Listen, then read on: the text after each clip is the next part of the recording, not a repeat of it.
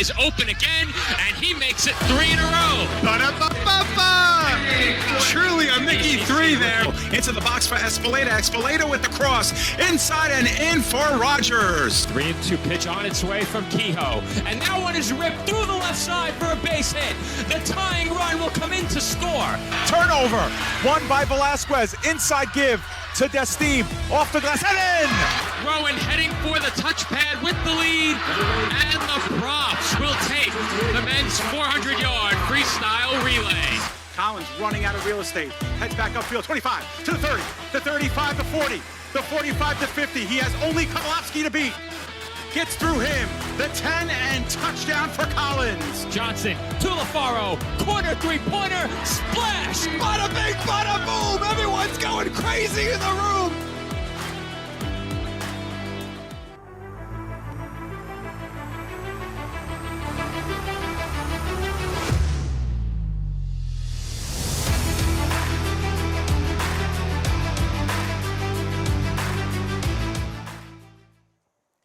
From the Torn Valley Sports Complex in Hillburn, New York, the PDF Sports Network is proud to welcome you into Week 7 coverage of the Elite Football Alliance. Tonight's matchup features the 3-2 New York Bears taking on the 4-1 Harlem Gators. Good evening, everybody. This is Joe Foreman, and I am joined for tonight's broadcast by Nick Durst. And Nick, this game may be the biggest we've covered all season. The Gators are 4-1 and currently own a share of first place. They've already beaten this 3-2 Bears team this season, but a New York win tonight could possibly earn them a share of first place in the Elite Football Alliance. Plenty on the line here this evening. Plenty on the line here tonight for the Bears and the Gators. And Joe, you'll explain the scenario here how we could be seeing a three-way tie for first place after this one. We sure could, Nick. And tonight, the Bears take on the Gators here at the Torn Valley Sports Complex. If the Gators win, they move to 5-1 and are assured a share of first place through the close of this weekend. If the Bears win, they move to 4-2. The Gators drop to 4-2. That presents an opportunity for the Brooklyn Pharaohs. If the Pharaohs defeat the Empire State Demon Knights and the Gators lose, the Pharaohs could move into sole possession of first place. So you know this Bears team is looking to pick up a win here tonight. They certainly need it. They've already dropped one game to this Gators team earlier this season. That was a 14-0 win for the Gators. Tonight, they'll be looking to bounce back from that defeat.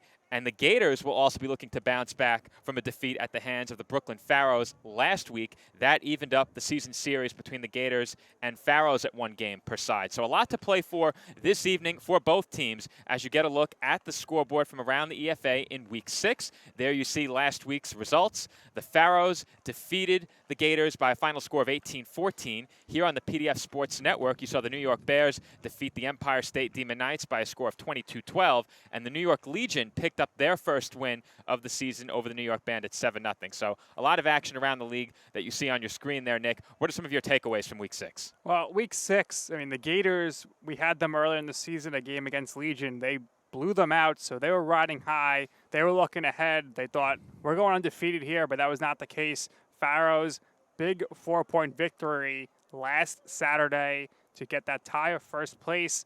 And we've done a lot of games this season, Joe, but this is not even an overstatement here. This is by far the biggest game we've done all year so far. It's a huge matchup here. Two very competitive teams with a lot to play for. And the Bears are looking for revenge, but the Gators are looking also to bounce back off a loss. So it should be a good game with two highly motivated teams and led, of course, by Coach Walker of the Bears and Coach Patterson of the Gators. So two great coaches for two well-coached teams. Going to be an explosive matchup coming up here in a few minutes. Should be a very entertaining game this evening. And, of course, this game not the only one around the EFA this week. We already mentioned the Pharaohs taking on the Demon Knights this week. The Legion will also take on the Bandits once again. So let's take a look at some of the Gators rankings around the EFA. You mentioned this is set to be a very explosive game, and I think it's fair to say that this Gators offense is certainly an explosive one. There you get a look at their points per game, up over 32 per game, trailing only the Brooklyn Pharaohs. The Pharaohs have scored 70 or more points in a game twice already this season. Those two performances coming in back-to-back weeks. We had their record-setting performance right here on the PDF Sports Network when they defeated the New York Legion 74-6. But this Gators offense, certainly an explosive one. Don't overlook their defense as well. They've allowed single-digit points per game. In yards per game, they lead the league with 340. They lead the league in passing yards per game as well, and are third in rushing. This is a balanced Gators attack, so don't overlook their ability to run the football. We talk a lot about their passing game, about their quarterback, Stephen Gnarly Bleezy Cologne, their explosive receivers. Don't overlook the running game. This Gators team can certainly put the ball on the ground as well. Yeah, no doubt about it, Joe. And led on the ground by Christian Ramsey, who has been very impressive this season at the running back position. And, of course, we talked about the fact that their rushing leader is Ramsey, but also Ugarte is the quarterback. David, he's one of the quarterbacks. He splits time with Cologne, and yet he is leading the team in rushing with 94 yards, averaging 9.4 per game. So you mentioned a very even attack there, all-rounded. And then receiving-wise, you have Kadeem Wilson. He has 2 touchdowns. It's a big play offense, and there is just a lot of talent on this roster. There certainly is, Nick. You mentioned Kadeem Wilson, a team-leading 17 receptions, averaging nearly 16 yards per catch with a couple of touchdowns. But Stephen Cologne really spreads the ball out very well. Wesley Forio has 4 receiving touchdowns. Andre Jamison, remarkably, has 4 receptions and 4 touchdowns this year. That streak is still alive from all the way back a few weeks ago when we covered the Gators taking on the Legion. So that's quite the impressive streak for Jamison, 4 receptions and 4 touchdowns. But if you take a look at the longest reception for each of these receivers this year, Wilson along of 50 yards. Forio along of 50 yards. Jamison along of 80 yards. Back in week 1, James Cole had a 95-yard touchdown reception, and Dominic Page also has a 50-yard reception this year. So you said it, Nick. This is a big play offense. This is a very explosive offense, but as you see on your screen, this is also a great defense, allowing less than 10 points per game this year. Those numbers accurate through their first 4 games of the year, but this Gators defense is not one to look past. Antoine Earl has a couple of interceptions this year. He leads the team with a pair of picks. Yemi Tavares also had a pick against the Legion. That went for a touchdown. And taking a look at touchdowns for this team, I already mentioned Tavares has 1. Leading the way in touchdowns for the Gators is Wesley Forio. He has 4 through the air that we already mentioned. Also has 1 on the ground. Jamison second in touchdowns with 4. A couple of players have 2. So this Gators team gets touchdowns from a lot of different places, not only on offense, but on defense. Let's take a look at some of the numbers for the New York Bears ahead of tonight's matchup with Harlem. Well, Joe, you see it on your screen right now. The Bears come in 4th in the league in points per game, 23.8. So let's see if the Gators are able to keep their great defense of holding a team below 10 points. Bears are hoping not, as they do average 23.8 per game. And the Bears' yards per game, they're 3rd in the league, 271. Their passing yards per game is 164.7, which is good for 3rd. And their rushing yards per game is 106.3, which is 2nd. And no surprise there that everything is in the top 4 there, and they are in 3rd place, as you saw in the standings earlier. But their defense is also very good, only allowing 11.8 points per game. So 2 good offenses, but 2 really good defenses on display here tonight. And we saw a defensive battle a couple of weeks ago. We didn't cover it here on the PDF Sports Network. Only 14 points scored in the last meeting between these 2 teams. You mentioned the Bears' offense, only 4th in the league at about 24 points per game. But last week, they really stuck true to that number against the Empire State Demon Knights. This Bears' offense still led by quarterback Juan Rodriguez. He is the 3rd leading passer in the EFA with 423 yards per game. He's completed 52% of his passes. But as I said, the Bears only have stats reported for their first 3 games. So not much has changed on the stat sheet from last week. In fact, nothing has changed yet, as those stats from last week's game have not yet been uploaded to the web. But some highlights from last week's game that may be overlooked as you take a look down at the stat sheet. Kenneth Charter and Trey Myers got some work in the backfield last week against the Demon Knights.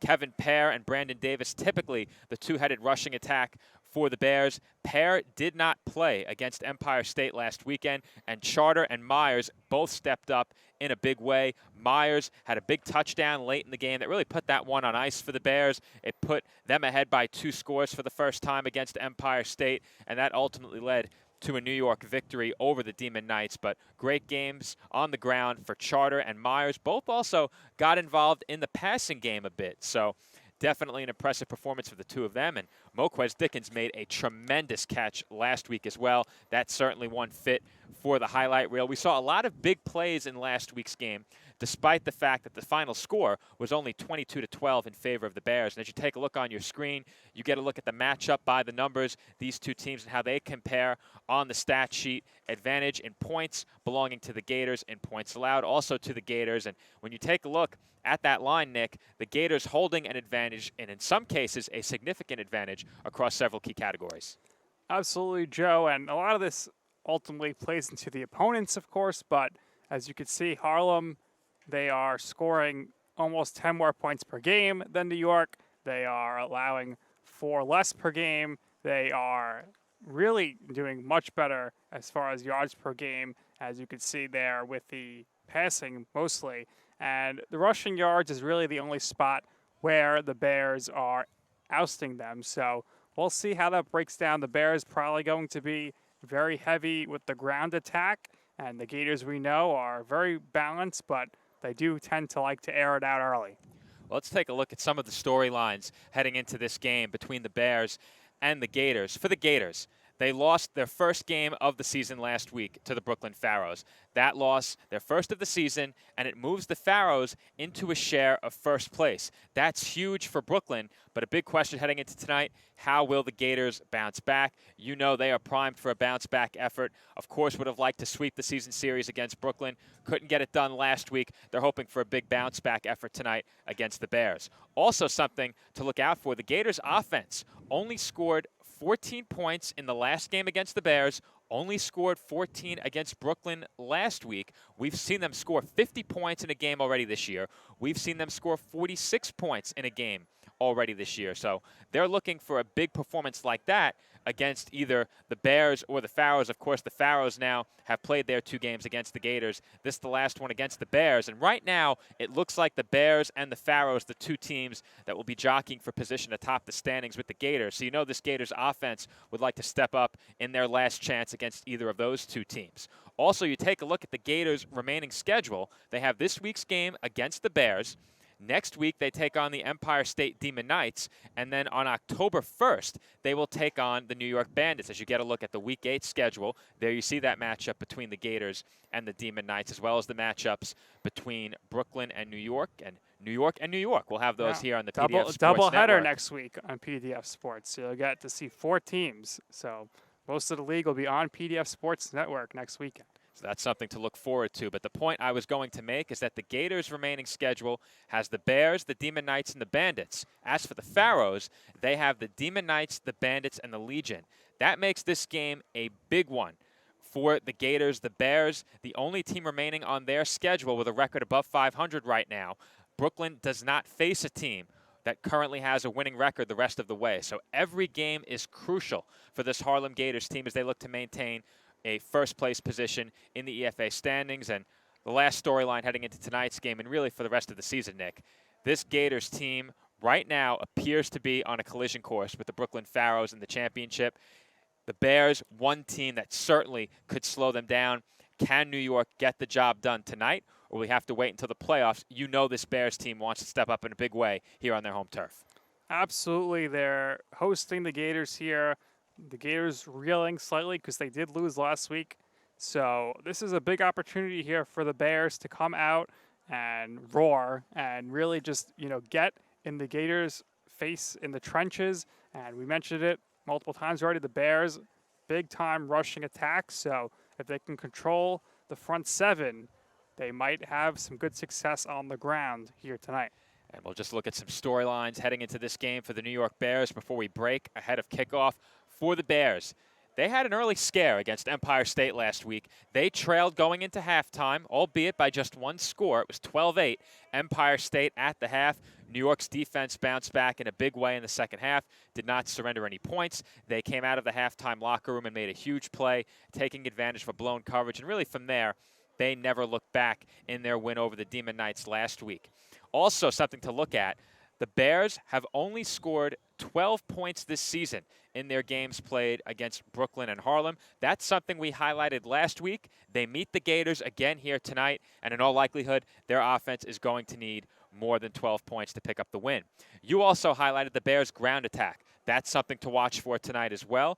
Would be interesting to see if Kevin Pear is back with the Bears this evening. We don't know who is active and who is not as of yet. We should be finding out shortly, and kickoff is set for the next few minutes. One last thing to look at in the Bears passing game. Cameron Abalos had himself a great game last weekend, had some big receptions, also got some work in the return game. He's one player to keep an eye on for the Bears offensively this evening, heading into their matchup with the Harlem Gators. So as the teams get set for the opening kickoff, we will step aside and take a break. After a brief message from our sponsors, we have Week 7 coverage of the Elite Football Alliance on the PDF Sports Network. Bears and Gators coming up next.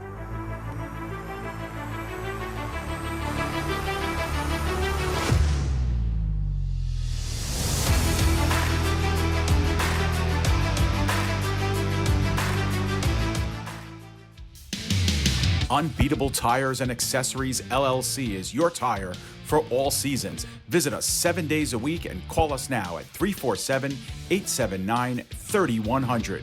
A tire for all seasons at Unbeatable Tires and Accessories, official partner of the Elite Football Alliance. You can't have football without barbecue, and there is no barbecue without the Rib Room's Black's Barbecue, official partner of the Elite Football Alliance, serving up rib plates, chicken plates, and combo plates now. To get your official Black's Barbecue order, call 347-837-5762 or Facebook direct message Sean Kelman.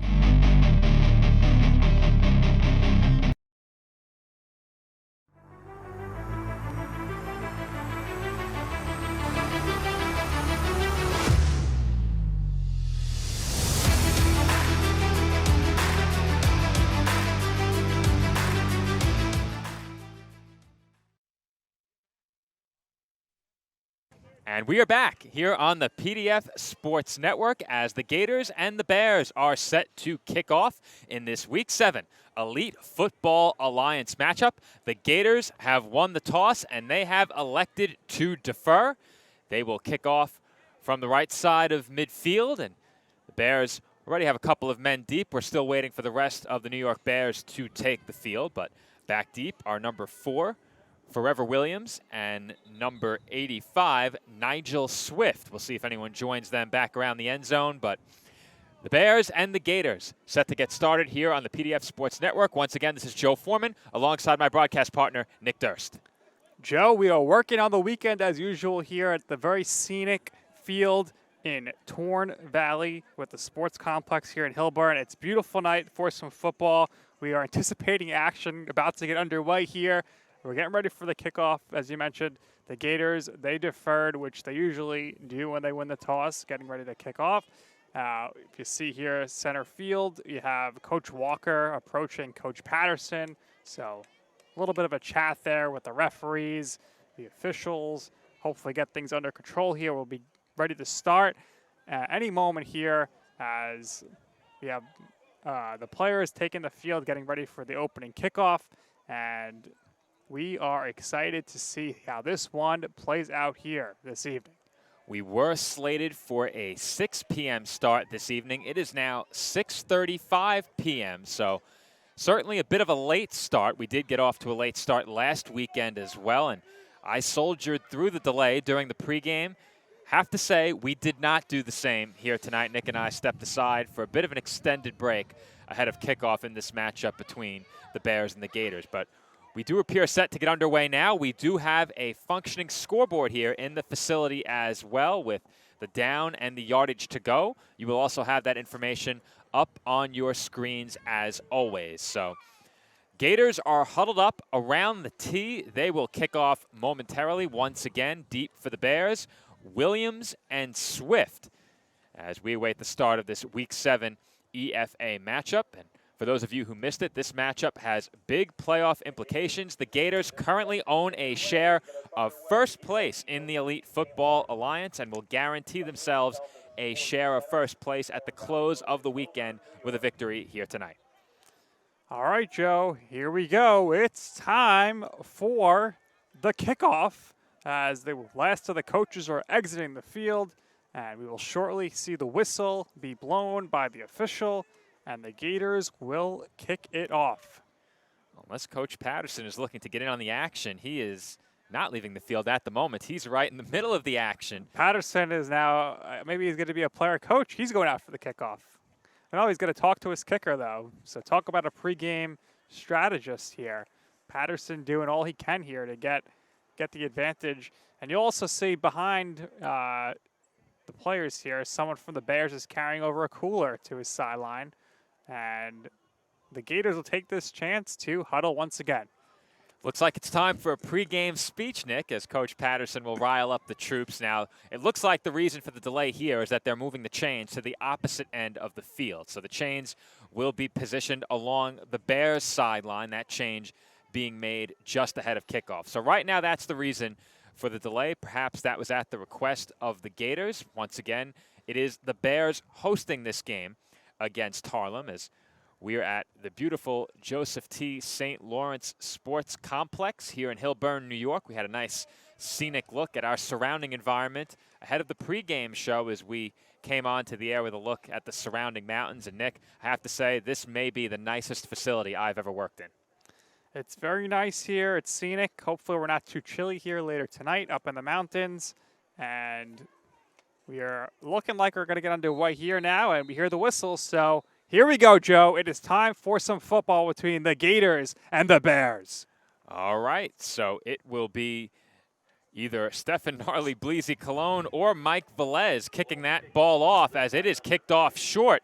And the Bears with a chance for a nice run back here. That's Prince Oglesby, who is still on his feet along the far sideline. He is finally taken down just shy of midfield. And Nick, I think that may have been Cologne kicking off. Cologne going with the squib kick. Maybe they were trying to onside it right off the bat to catch the Bears napping. Bears are known for being deep sleepers, but not there. The Bears are ready with the hands team. They pick it up, and they're going to have tremendous starting position here, starting at the 50 to start things off. But Cologne, the quarterback with the kickoff, not something you see every day. I thought that was him, Nick. I wanted to be sure. I saw number 2 and did a double take, looked down at my roster, and there are 2 number 2s on the Gators, but I do believe that was Stefan Cologne kicking off to get things started for the Bears. So an interesting beginning to this Week 7 matchup, and the Bears offense will get started just shy of midfield as Oglesby was taken down at the 49-yard line. And we do see Kevin Pear is in the backfield. He is back into the running back rotation for the Bears. Did not play last weekend at Empire State. Kevin Pear, one of the many players on the Bears with Staten Island ties. Of course, PDF Sports Network originating out of Staten Island, New York. A Staten Island and New Jersey operation here at the PDF Sports Network. About an hour trip for Nick and I, as the Bears will snap it. Single back, 2 receivers wide, and we'll have to wait just a bit longer for the first offensive play of the game as we have a false start. Well, we're off to quite the start here. A false one indeed. And that's going to back up the Bears. And it'll be 1st and 15 at the 45-yard line now, approximately. So not the start the Bears offense was looking for. They got off to a bit of a slow start against Empire State last week, but really picked it up in the second half. They were helped along by some big plays on 3rd down. That's something the Gators hope to avoid, as it's a play-action fake by Rodriguez. He looks left, throws deep down the left sideline. It's underthrown just a bit, but the catch is made once again down the field. And that is a big reception for Nigel Swift. Another big play for this Bears offense. Unbelievable, Joe. You want to be swift on offense, making the move down the field, and that's exactly what they did there as Nigel makes an incredible catch, grabs it in, and Rodriguez makes a great throw to kind of sneak it in there. Swift makes the catch, and now the Gators are with their backs to their goal line almost here as the Bears are going to get it on the 16. So false start, and then bam, big throw to Swift downfield. And the Bears are in touchdown territory. What a play by Swift, and we spoke about it during the pregame. Huge plays last week against the Demon Knights by these Bears wide receivers. As the handoff goes to Pear, he takes it behind his left guard, and he is down just shy of the 10-yard line. So big reception by Swift and a nice carry by Pear to get things started for this New York offense. A pair of nice plays to get things started here for the Bears after the false start. An early trip to the red zone for the New York offense. They head to the line with a 2nd down and about 6. Once again, Rodriguez will take the snap from under center in a single back set. 2 receivers wide.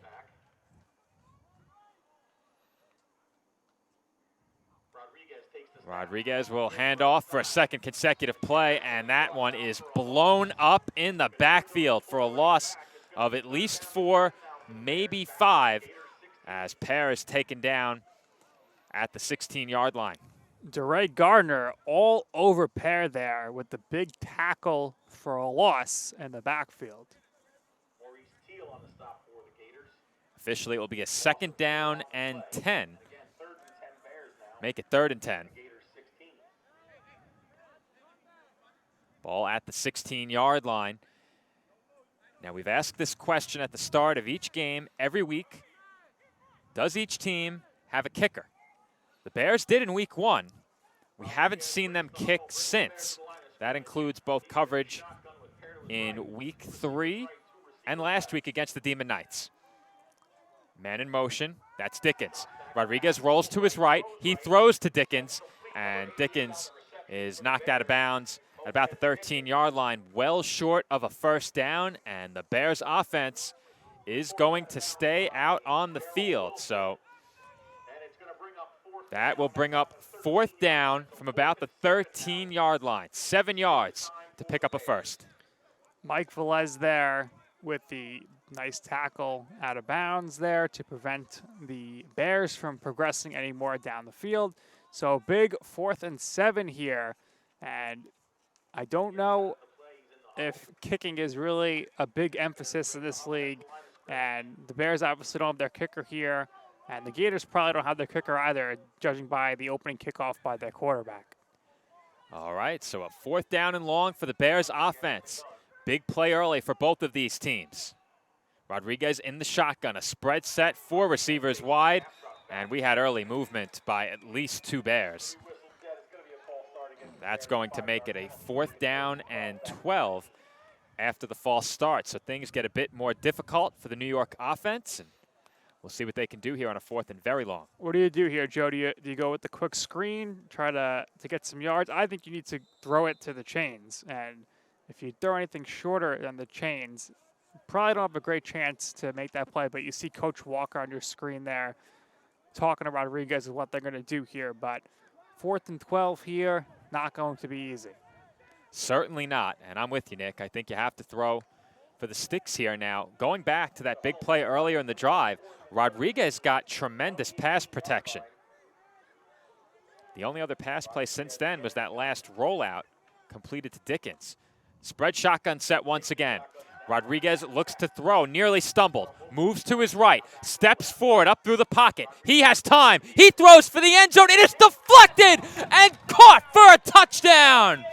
Moquez Dickens off of the deflection by Tajay Montgomery. A bad break for the Gators, and the Bears are on the board first. Tremendous hand-eye coordination there by Moquez Dickens to watch that ball off the deflection and come into his hands. You get another look on your screen right here. Rodriguez takes the snap. He's scrambling all around. The protection's pretty good, though. He steps up here. I thought he was going to run. He decided not to run, which was the right move. Throws it to the end zone, deflected, and then into the hands of Dickens for a big Bears touchdown. What a way to start the game for the Bears. Nick, what a start to this game. We had a huge play on what was an underthrown ball. Nigel Swift goes up over the defense to make the catch. It looked like the Gators were going to get off the field there on the tipped pass, but you said it, great hand-eye coordination by Dickens to pull it in the corner of the end zone for a New York touchdown. The Bears' lead is 6-0. They will go for 2 and try and make this an 8-point game. Rodriguez out of a single back formation, fakes the handoff, rolls to his right, under pressure, and he throws well wide of the intended receiver, Forever Williams. Nonetheless, Joe, a great start for the Bears. It started off with the false start to back them up. Didn't matter. Rodriguez slings it downfield to Swift. They're automatically off that play in the red zone. And then they end up getting pushed back on 2 false starts. And it didn't matter because Rodriguez is moving around in the pocket, gets open, throws it to the end zone, pass deflected, and Dickens is there to catch it. And so far, the 2 big plays here in this game, they both, you could say, could have been intercepted. That is certainly true, Nick. And the Gators seemingly just fingertips away from getting off the field twice. Once on that underthrown deep ball, and then again there on 4th down. But I think if plays like that are any indication, we're in for a good one tonight. Bears have came out roaring and ready to go, and the Gators here are chomping at the bit to get the ball themselves and see what they can do offensively. Gators offense will get their first opportunity following this kickoff. Try and get a look at who it is teeing up the football right now with the football in hand. That is Jared Mays. So I'm not sure he's going to be the one to kick it. Back deep for the Gators, Kadeem Wilson. And I believe that is Shannon James to his right. They stand at about the 17-yard line at the moment. So is it going to be Prince Oglesby who's going to kick it? Or no, he's not out there. So I think it might be I think it's Mays. Dwayne Williams might kick it off, or Mays. They're both by there, but it's probably going to be Mays. We will see in just moments as the Bears prepare to send it deep. It does appear that it is going to be Mays on the kickoff. And that's a good kick, end over end down to the 15. James has it. James toward the far sideline. He has good blocking. Cuts it upfield. He's out across the 40 and taken down at the 42-yard line. Good kick there. And another good return by James, who has been doing it all season long. So the Gators will start here with some good field position of their own, starting at about the 41. Well, once again, there are 2 number 15s on the Gators roster every week. Initially, have said Davis was wearing number 15. I do believe that was James on that return. Yeah. I don't know if Davis, the defensive lineman, was returning the kick, but it was James. I was right initially. There he is in the backfield.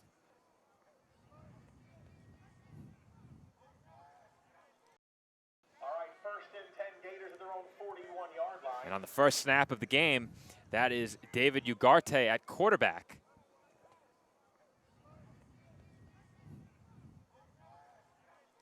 Ugarte hands off to James. Nice hole on the left side and a great play on the defensive line by Dewan Williams.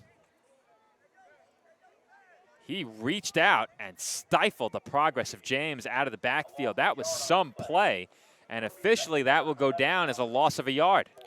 Yeah, number 17 was also involved there from the Bears, but unfortunately on our roster, there is no number 17.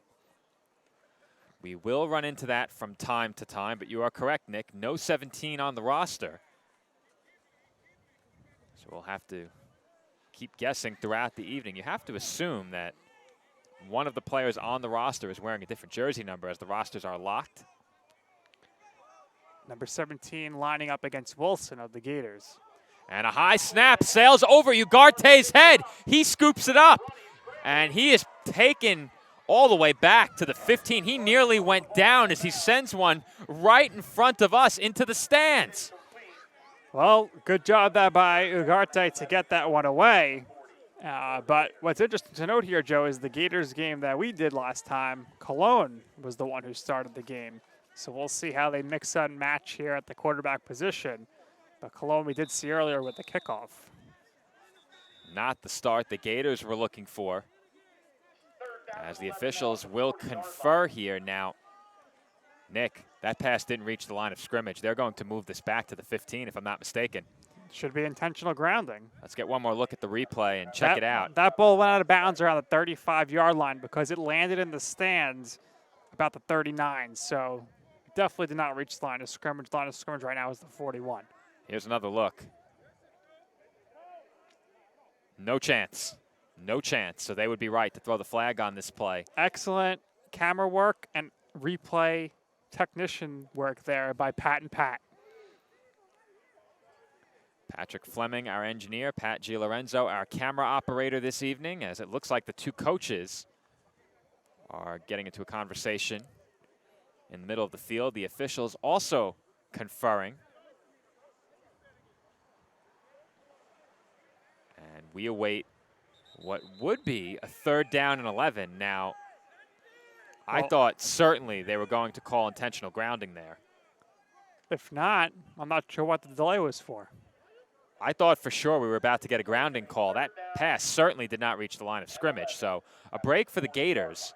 And I thought for sure Ugarte was about to go down. At the very last moment, he got rid of that ball. So a good job by him to at least attempt to throw it away. And that's a big break for Harlem. We've seen this offense convert on some big plays. They can certainly pick up this 1st down.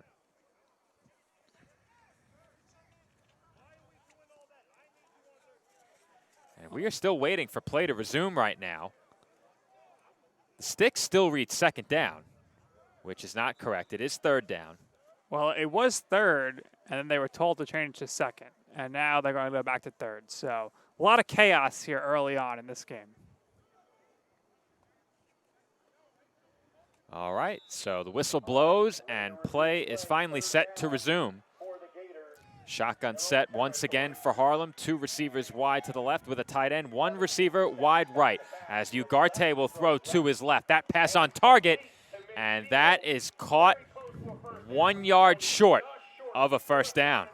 Well, Joe, it looks like the Gators are going to go for this here. But with the way we saw the Bears move offensively on the first drive, I would maybe consider punting. But you see here in the replay, Ugarte steps up, throws it hard, and the Gators get to the 50, and they got 1 yard to go here for the 1st down.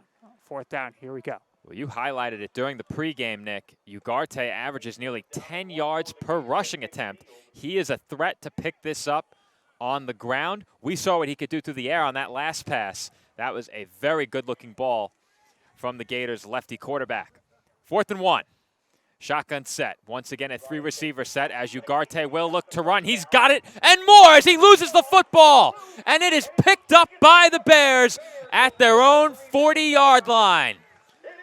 Ugarte had the first. It didn't go down. He was trying to get fancy there. And Carlos Rios, a product of Staten Island, New York, the Keene University linebacker at 6'2", knocks it out. And the Bears get the ball.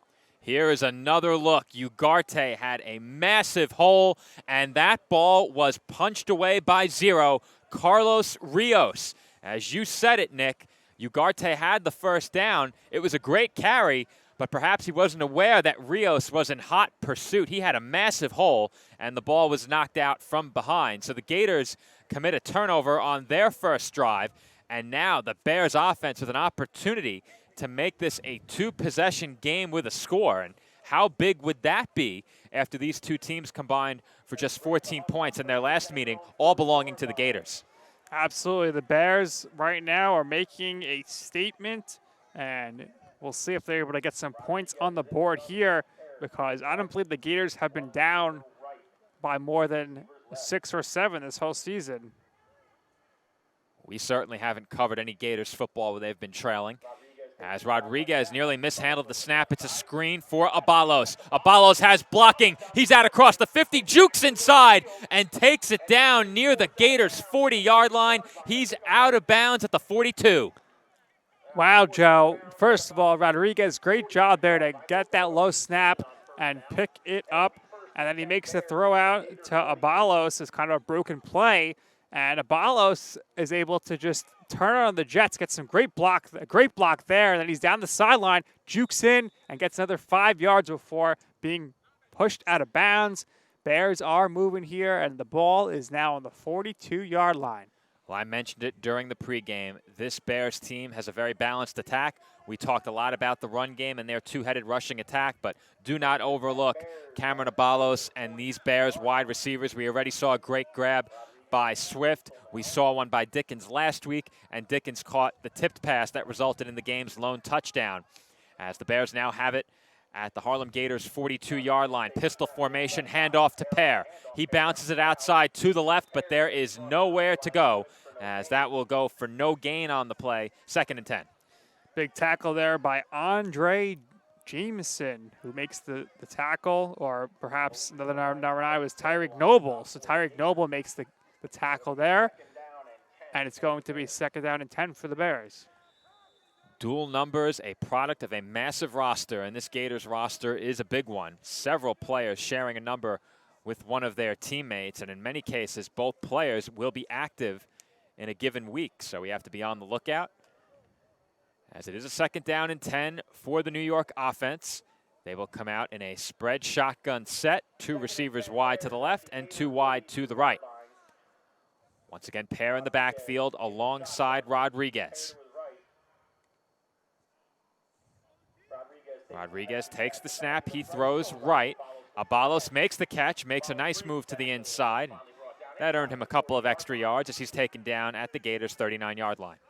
Abalos, whose hometown not too far from here in Poughkeepsie, New York, has been the star of this drive so far, but a big 3rd down and 7 coming up here for the Bears.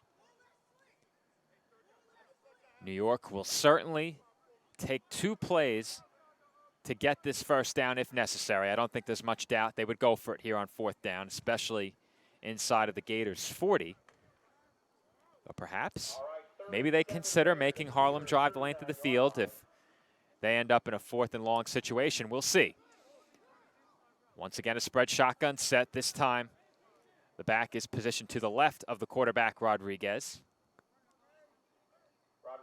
Rodriguez takes the snap, throws quickly, and he has a wide open man. And with the 1st down, it's Mokez Dickens. And Nick, that looked way too easy. Dickens just totally wide open. He gets to the sticks there, and he says, wow, that was easy. Hit the little red Staples button, and he easily picks up the 1st down, and the Bears' drive will continue.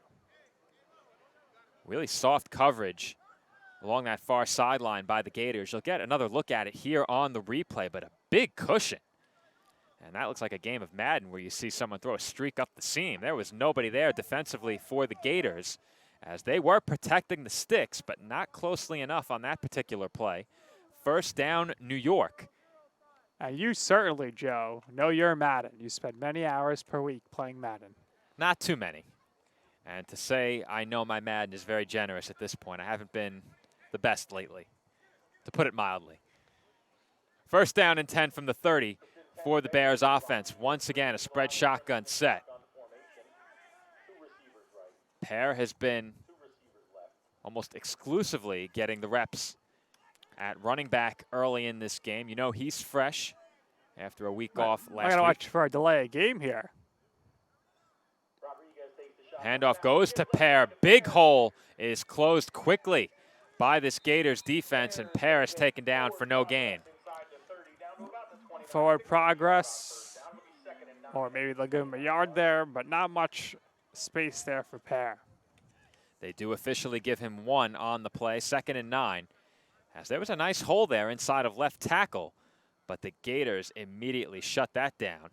Nicely done by the Harlem defense as they look to tighten up with the Bears approaching the red zone. And I don't think you can overstate how big a touchdown would be for this Bears offense in this spot if they could go up 2 scores. Certainly a deficit the Gators can bounce back from, but an early cushion, something this Bears team would love to have. Certainly looking to get this one in the end zone here for sure. And this is certainly going to be 4-down territory for them with the way we've seen Coach Walker coach the start of this game. Once again, a spread shotgun set as Rodriguez consults the wristband. He takes another low snap and throws right. That catch is made at the 30. Now we have 0, John Burton, and 0, Calvin Rio. So that was Burton on the reception. And that's a big tight end along the near sideline as he powered his way down to the 25. And that will set up 3rd down and about 6. 6'2", 245-pound Patterson, New Jersey tight end John Burton with the catch. He heads to the sideline now, and it's now 3rd and 6 here for the Bears. Once again, would not be surprised if this is 4-down territory. I would almost guarantee it. So the Bears with 2 shots to pick this up as we get our first look at Trey Myers in the backfield. I highlighted him during the pregame. Had a touchdown last week. Rodriguez takes the shotgun snap. He looked left and is flushed out right. Has room to run. He takes off and is out across the 20, out of bounds at the 17. Well, so far today we've seen Rodriguez have great escapability. That time he runs for the 1st down. He smartly takes it out of bounds. No sense to take a big hit, cutting it back up to try to gain more yards. So a really good run there from Rodriguez as you see it here. Takes the snap, senses some pressure. He takes it up the right sideline, inside the 20 to almost the 15, runs out of bounds. And once again here, the Bears offense continues to roll towards the end zone. We spoke about the mobility of the Gators signal caller Ugarte. How about Rodriguez on that play as he showed his own mobility and took it down into the red zone. Bears back in a single back formation as we have a timeout on the field. And could that possibly be the end of the first quarter? Yes, it is, Joe. Wow.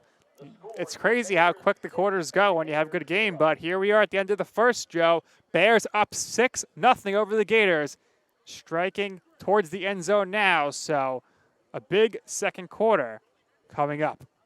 And it has been a good one here on the PDF Sports Network. After 1, Bears lead the Gators 6-0. More coverage of this Week 7 Elite Football Alliance matchup after this break.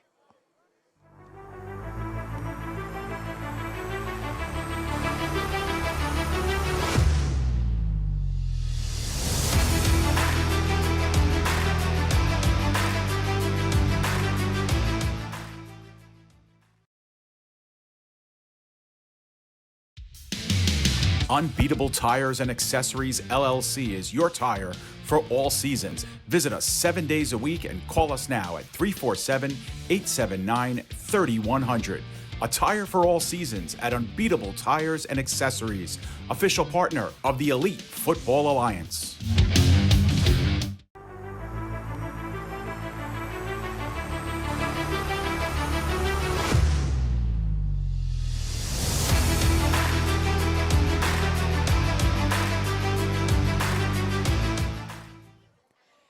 We are back here on the PDF Sports Network. Joe Foreman rejoining you alongside Nick Durst with the call of Bears and Gators. New York offense in the red zone as Pear takes the handoff and is swallowed up back at the 20-yard line. Make that the 15 as that will set up a 2nd down. Tyreek Noble pumped up about his big tackle there. And so far, Joe, the Bears, we came in here talking about their prestigious running game from the backfield. Obviously, Rodriguez had that big scramble and kind of a broken play, but so far the Gators have been able to stop the Bears' run attack, especially with Pear. But through the air, the Bears had a great first drive to score, and now here, continuing to go, and we've got a 2nd and 10 on the 16. Second red zone trip of the game for the Bears offense. They came away with a 4th down touchdown pass on their last trip into the red zone. New York will come out in the shotgun once again. It is Myers in the backfield alongside Rodriguez. Swift and Dickens wide left. Burton and Abalos wide right. And throwing left is Rodriguez. He has Swift on the post for a Bears touchdown. Joe, this Bears offense is moving swiftly up and down the field as Swift and Rodriguez hook up again, this time for a touchdown.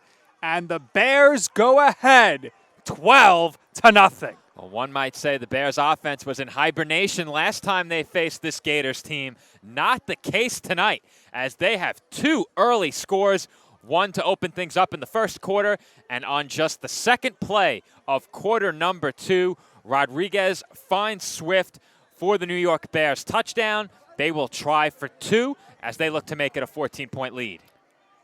Swift there, wide open, catches the ball, easy to go to touchdown. Let's not forget earlier on that first down catch by Pickens when he was wide open. So far on this drive, some blown coverage by the Gators. And as they're going to go for 2 here, we'll keep in mind that Rodriguez has some speed. Rodriguez will throw right, and he has a man wide open on a quick slant. John Burton. That was the 6'2", 245-pound Burton. As he had a catch earlier in the drive, he now makes the grab for the successful 2-point try. And Nick, how about this Bears offense in the early going here in this game? Yeah, they came out clawing here. I mean, this is incredible. 14 points. The Gators now, they are going to be chomping at the bit to get back out there offensively. The last drive did not end well. And the Gators are in a position right now, Joe, that they have not been in all season. Down 14 points. We'll see if they're able to recover. Their offense is explosive, so I do imagine them going to be putting some points on the board. But right now, the defense is struggling for the Gators. We saw a lot of blown coverage, as I mentioned before. The Pickens first down, blown coverage. The Swift touchdown, blown coverage. And you also on that first drive, you had 2 interceptions dropped by the Gators. So a big swing there. The game could have been totally different. But as we stand right now here early in the second quarter, the Bears up 14-0 over the Gators. And last week, this Bears offense got off to a bit of a slow start against the Demon Knights. Just 8 points in the first half, and it took a huge completion on a 3rd and long to make that happen. They very easily could have gone into the breakdown 2 scores last week, but they bounced back in that game, got the offense going a bit in the second half, and that second half success on the offensive side of the ball has certainly carried over into this game. We've covered the Bears now 3 times this season. This is certainly the best that their offense has looked in any of the games here on the PDF Sports Network. Absolutely, and here we go with the kickoff.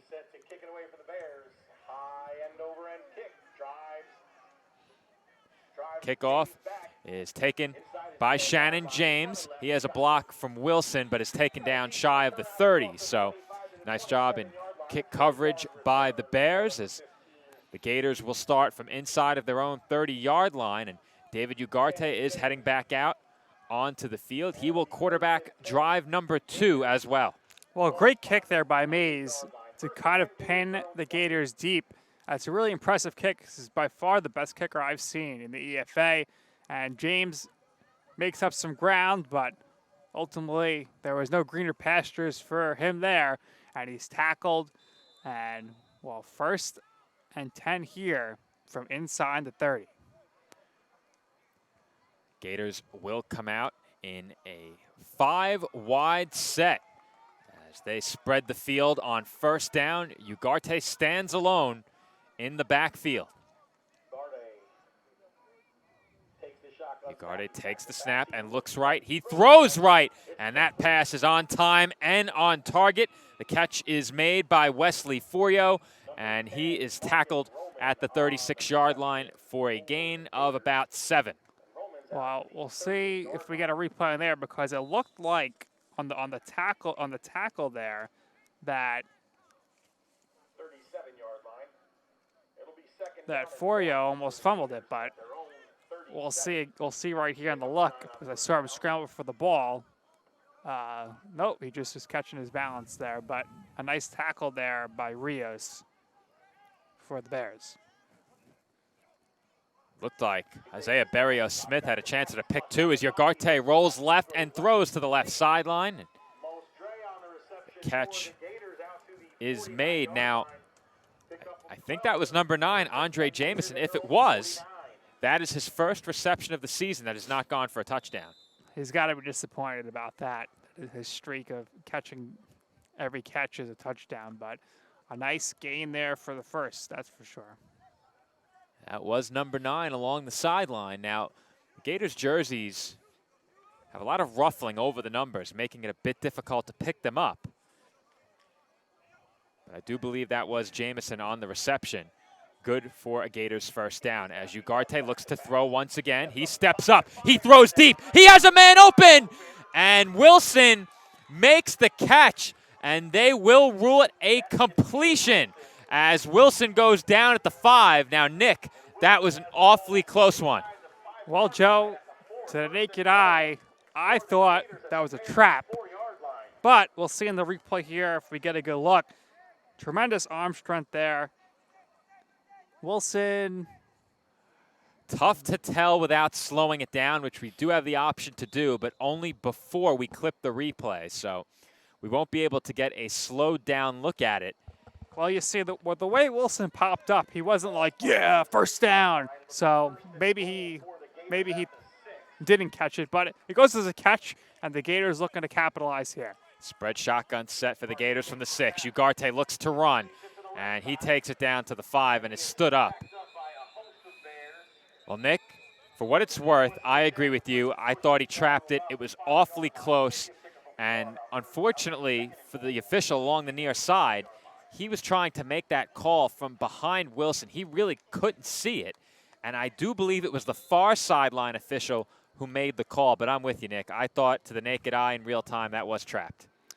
Absolutely, and you know, it was a good, if it was trapped, good job of selling it, and if it was a catch, then awesome catch. So we don't want to discredit Wilson at all there. Well, I was just told from the outside by one of our producers that we can slow it down and go back So in the new version of our coming software. up later, or perhaps at halftime for sure, we'll have another look at that. But we'll see if the Gators can punch it in here, 2nd and 5 from the 5. All right, so we'll get a look at it later as the handoff goes to James. He bounces it outside, but That's that gonna play be a goes loss. nowhere. Loss of 2.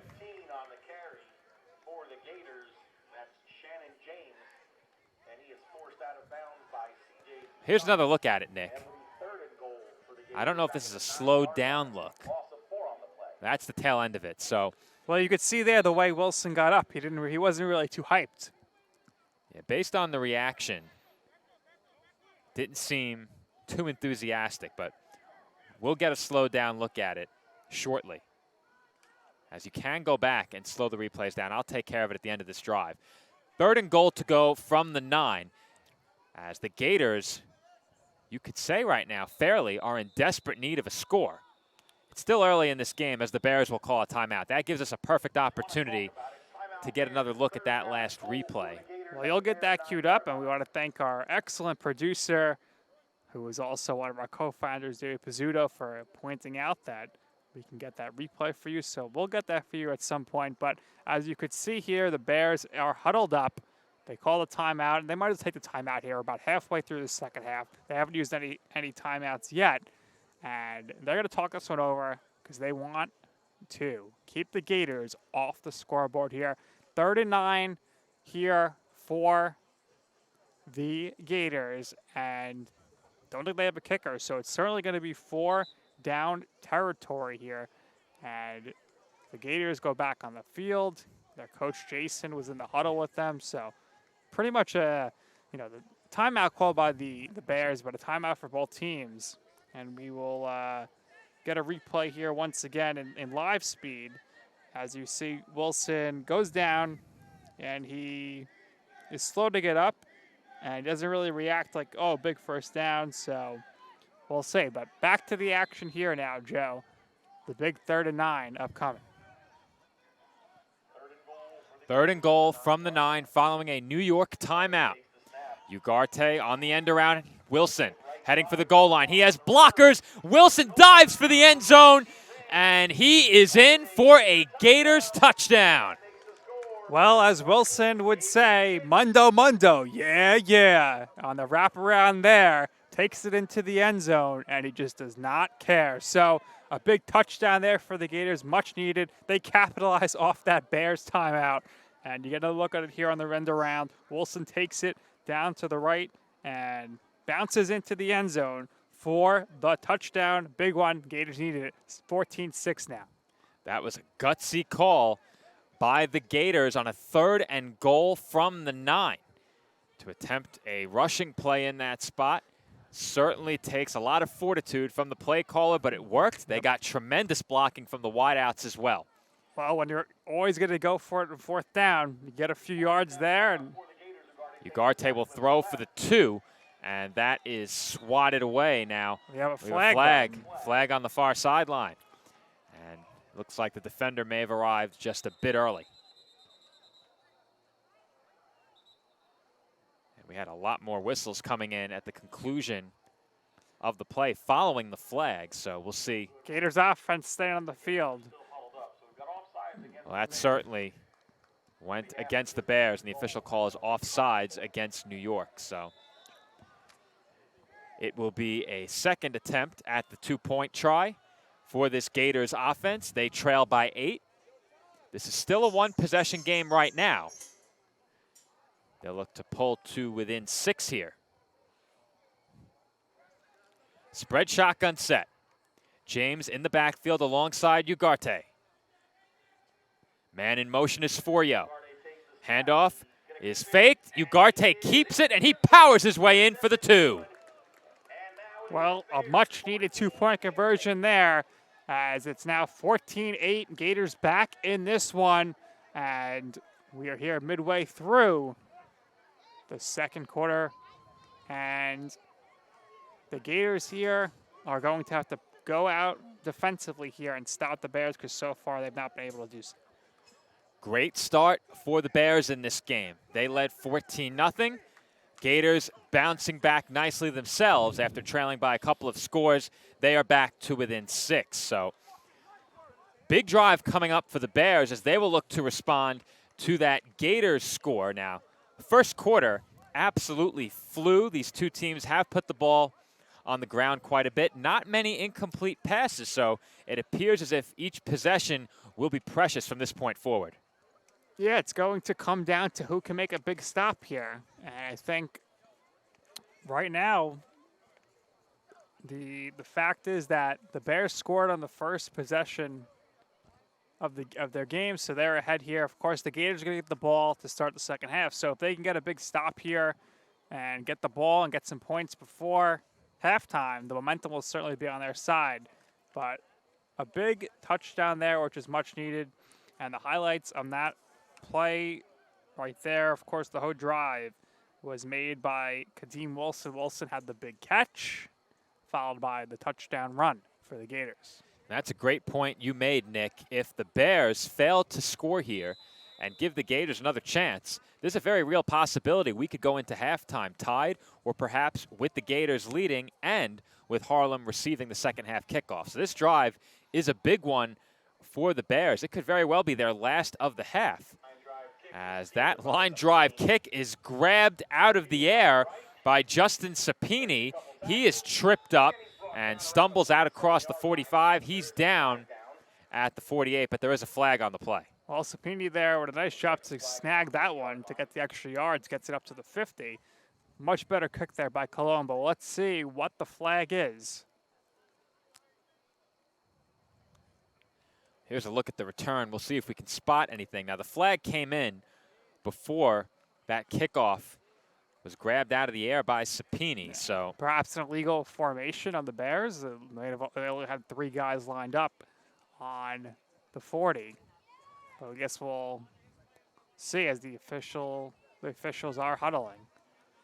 it looks like they've moved the Bears back 5 yards. Perhaps they should have moved them forward 5. Now the chains have come to rest where that play ended. So not sure which way this penalty went. I think they called a false start on the Bears. Okay, now they're going to move them back 5. So are the Gators given the option to re-kick in that situation?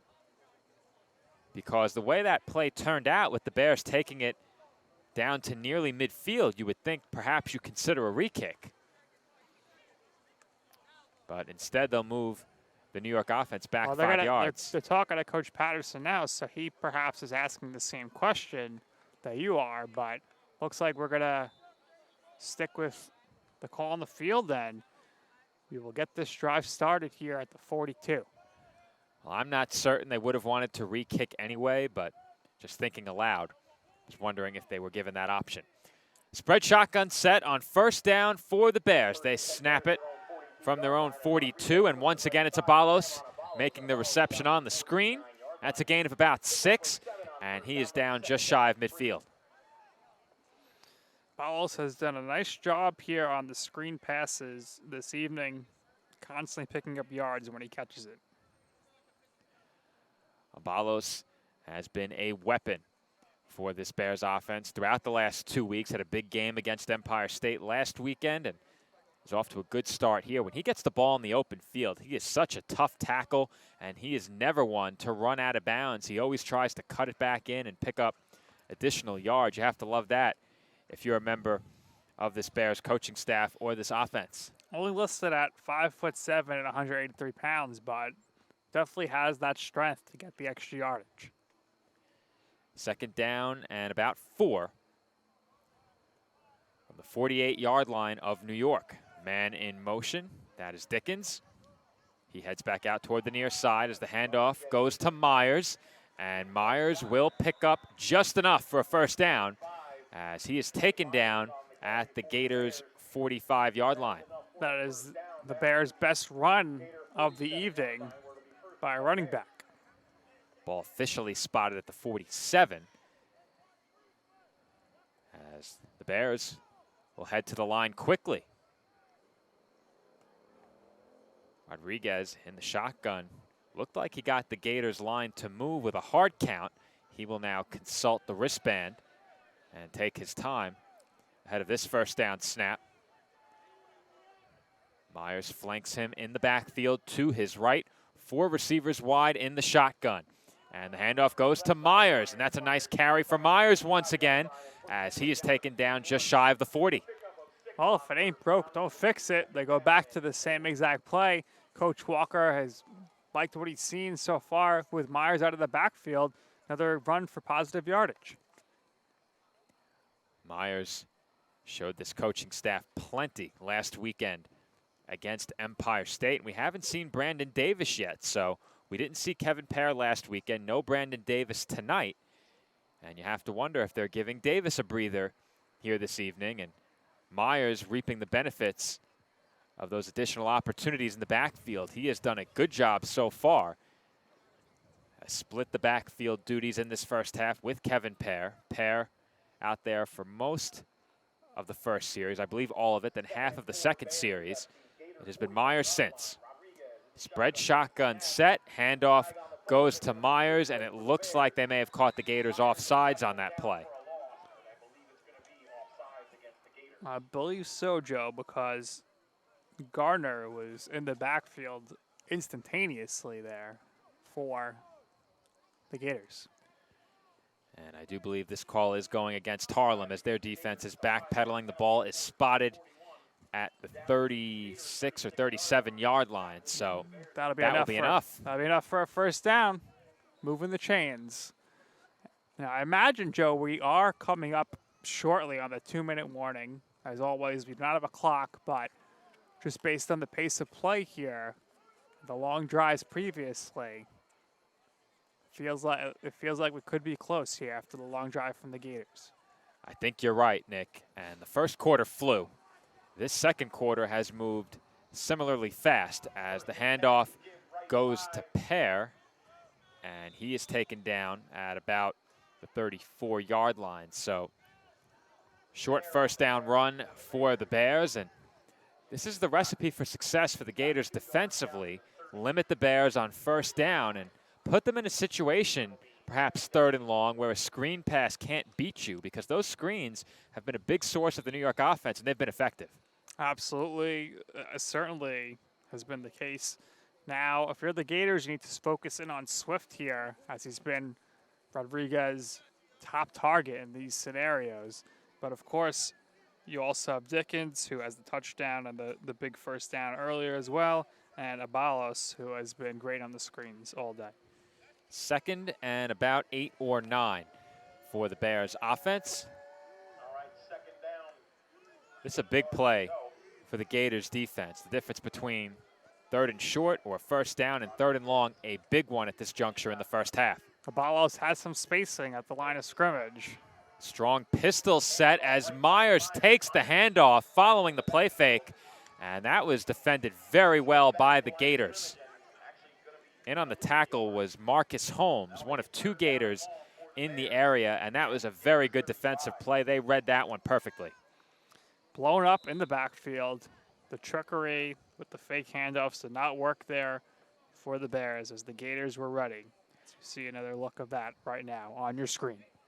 Not a formation you see too often, a strong pistol set for the Bears. And as I said before, Nick, the Gators would be looking to set up this New York offense with 3rd down and long to try and get off the field and give their offense one more chance. They have that opportunity right here. Here it comes, 3rd and 9 from the 35. Should be interesting to see if this is once again 4-down territory for the Bears, should it come to that. Rodriguez takes the snap. He will throw deep up the right sideline. His man had just a step, and that pass is incomplete. The intended target was Forever Williams. Well, a good throw, but just a little further away from the receiver than Rodriguez would have liked. It goes, it's incomplete, and now we're going to have a 4th and 9 play here as you get another look at this. But I think, again, you have to go for the sticks here. I'd be shocked if they run it. Maybe they attempt to screen, but so far Rodriguez in this scenario as a 4th down has been very successful. That was Yemi Tavares on the coverage. He had very good coverage as a timeout has been called by the Bears, but the coverage by Tavares was very good.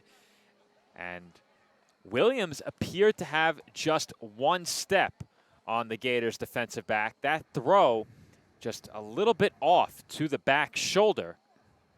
As you get a look at the scoreboard here, we'll have to focus in just a bit to get a better look at that. But 14-8, of course, the double zeros you see, not official.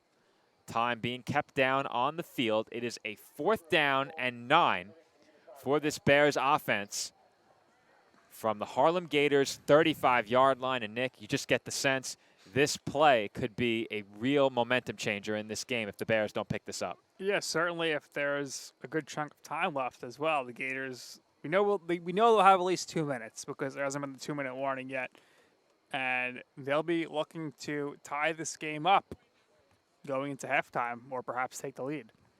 And I think this next possession for the Gators could be the one that decides which way this game goes. Of course, it's very early to start talking about game-deciding possessions, but if the Gators are able to march down the field and end this half with a score, that puts all the momentum on their side.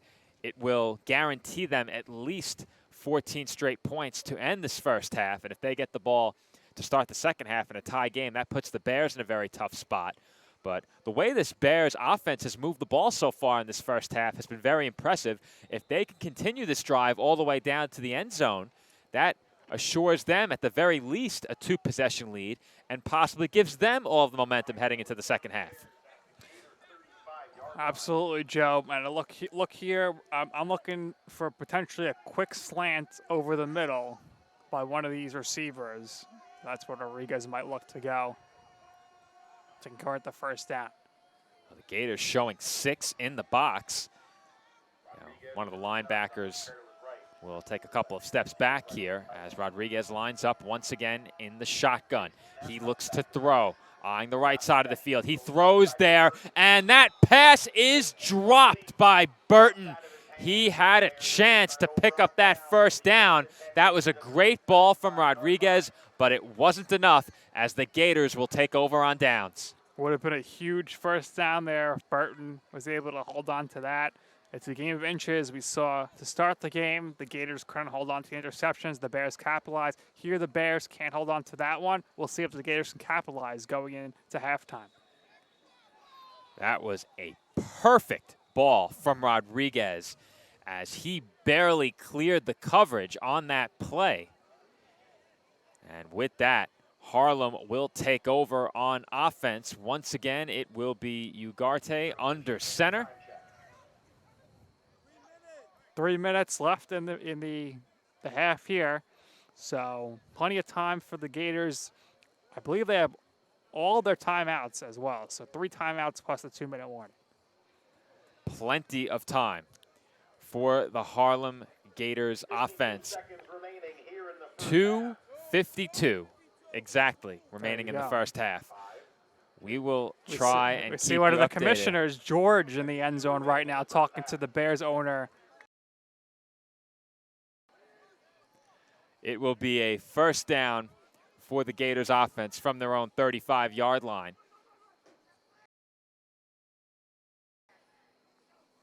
Adams moves into the backfield, and he takes the handoff on the counter. He's out across the 35, but doesn't pick up much more than that as he's tackled at the 37.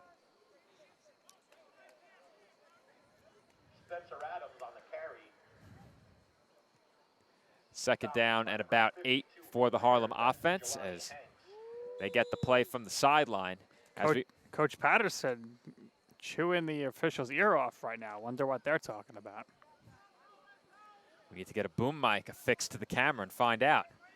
Perhaps next time. 2nd and 8. Ball at the Harlem 37. 5 wide for the Gators. As this play may take us to the 2-minute warning. Ugarte under immediate pressure steps up and avoids a sack, but he is chased down from behind and taken down. I think officially that may go down as a rush for no gain, perhaps a sack. In on the tackle was Maurice Teal, the big defensive lineman. Well, that's going to be the 2-minute warning now. And it's going to be a long conversion here, but I'm pretty sure the Gators will go for it on 4th down, even if they're on their own side of the 50. So 3rd and 7 upcoming here after the 2-minute warning. My mistake, that was Teal arriving late. It was DeJuan Williams who was in on that tackle for New York. And that will set up a 3rd and long on the other side of the 2-minute warning, though it appears we will get back to action rather quickly. And this is a big play here. The Bears, perhaps with their last chance at one more possession, if they can come up with a stop. The Gators certainly would love to see this drive take us to halftime, whether it results in a score or not.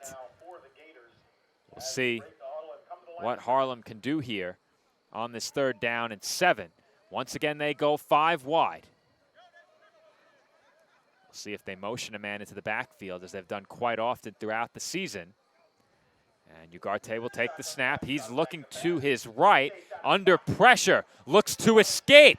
He's rolling left. He gets a block. Ugarte running up the field. He has a man open, and the catch is made for a Gators first down. What a play by Ugarte as he found Dominic Page for the completion. What a tremendous block by Spencer Adams there at the end to allow Ugarte to turn it upfield a little and make that throw for the first down. Gators now use their first timeout. And that block was crucial, Nick. You mentioned it, and I picked it up during the play as well, as Ugarte just seems impossible to bring down behind the line of scrimmage. The one chance they had earlier in the game on the Gators' earlier possession along the near side saw Ugarte throw it away. And he is not one who often takes a sack, and it looked like he was going to be forced to throw the ball away once again on that last play, but Ugarte doing an awesome job to buy the time, made his way to the left side, and when he's rolling left, he's rolling to his strong side, his throwing hand. That's important. And settling down in the middle of the field was Dominic Page, so a great job by the Gators offensively to convert on that 3rd down. The Bears only have 1 timeout remaining, so if they get the Gators in a 3rd or a 4th and long and the clock is running following that play, they won't be able to stop it more than once more. Well, about 1 minute and 40 seconds remaining here in the half. 5 wide once again as Ugarte throws to his right. Wilson has it on the screen, and he's out of bounds at the 46-yard line of New York. Well, there's that number 17 again, but I believe his name is C.J. Toussaint, as we're assisted by Big Bad Bill of the Bears, the PA public address announcer here, doing a great job keeping us informed. He must have an updated roster as he is employed by the Bears. We have a Kev Toussaint on our official roster. I do believe that is the only Toussaint. No, we have a Carlton Toussaint as well. Must be him. CJ. Could be. Carlton. Could be. Makes sense. Unless we see a number 19 on the field later, then we'll really be confused. 2nd down and about 1 after that last screen pass. Maybe a long one, perhaps 2 yards. 2 timeouts remaining for the Gators, just 1 for the Bears. Gators score will even this game up, and they will have a chance to take the lead on a 2-point try. 5 wide once again. Ugarte takes the snap. He's looking right. He throws right, and he has a man open. That is Andre Jamison once again. He makes the catch and is out of bounds inside of the 35, out at the 34. Another first down there as the chains keep on moving. We had a whistle down on the field.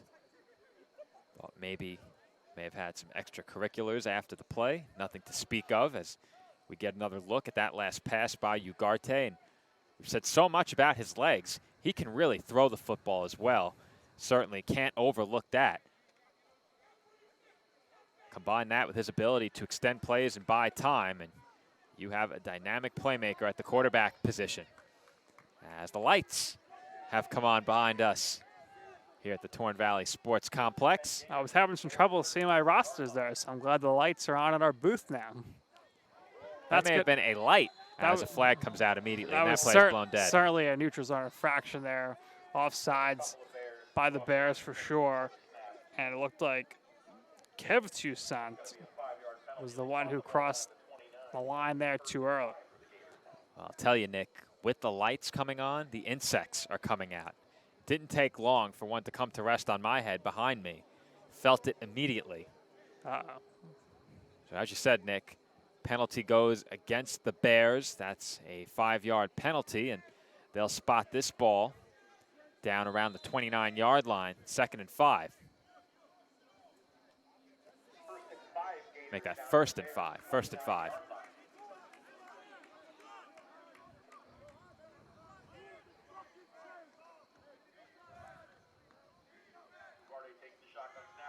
Ugarte will look to throw. Pump fakes and steps up through the pocket. Makes a man fall down with that move. He stays in bounds, and the Bears let him take it out inside of the 10-yard line. Well, tremendous job there by Ugarte to use his legs, and he came in today leading the team in rushing. He continues that now. He actually may have had a chance there if he wanted at the very end to cut in towards the end zone, but takes it out of bounds to stop the clock as there's not much time remaining. 1st and goal for the Gators officially. That's a bit of a tough break for Harlem as Ugarte went out right at the 10. I thought he may have gotten a yard closer, but that doesn't help too much, as now perhaps this works the other way as well and gives the Gators a bit more room. Some offenses prefer that. Spread shotgun set for Harlem. Jamison and Wilson wide to the right. James in the backfield as Ugarte wanted to throw right. He looks to his left now, throws for the back of the end zone, and the catch is made by Andre Jamison for a Gators touchdown. Jamison did a great job there coming across the field to the other side. Ugarte scrambles a bit, finds him there in the very back of the end zone. Jamison just able to get his feet in, as you'll see here on the replay. And we now are going to see here what happens with the 2-point conversion, but a huge touchdown for the Gators. Just a reminder, EFA plays with modified NFL rules, only 1 foot required for a touchdown grab or any grab within the boundaries. Now, it's been brought to my attention that there was a player wearing their jersey backwards. That's an interesting development. Trying to catch who it is. I was told number 88. Doesn't look backwards from here. Perhaps he just changed it back into the correct orientation. We'll have to check that out once we have a break in the action. Well, we got a tie game right now, Joe. And we'll see if the Gators can take the lead here going in to halftime. Momentum certainly lies with the Gators right now as they have scored the last 14 points. They'll look to make it 16 here as we await the 2-point try. Now, I did not see a timeout called on the field, but we are in the midst of what appears to be a delay right now. Night has fallen over Hillburn, New York, as it is about 7:45, just shy of 7:45. We got started a bit late, but this first half has flown by. Second quarter, not quite as quickly as the first, but the Gators will certainly take it as they have evened up the score. And with this 2-point conversion, Harlem has a chance to take the lead.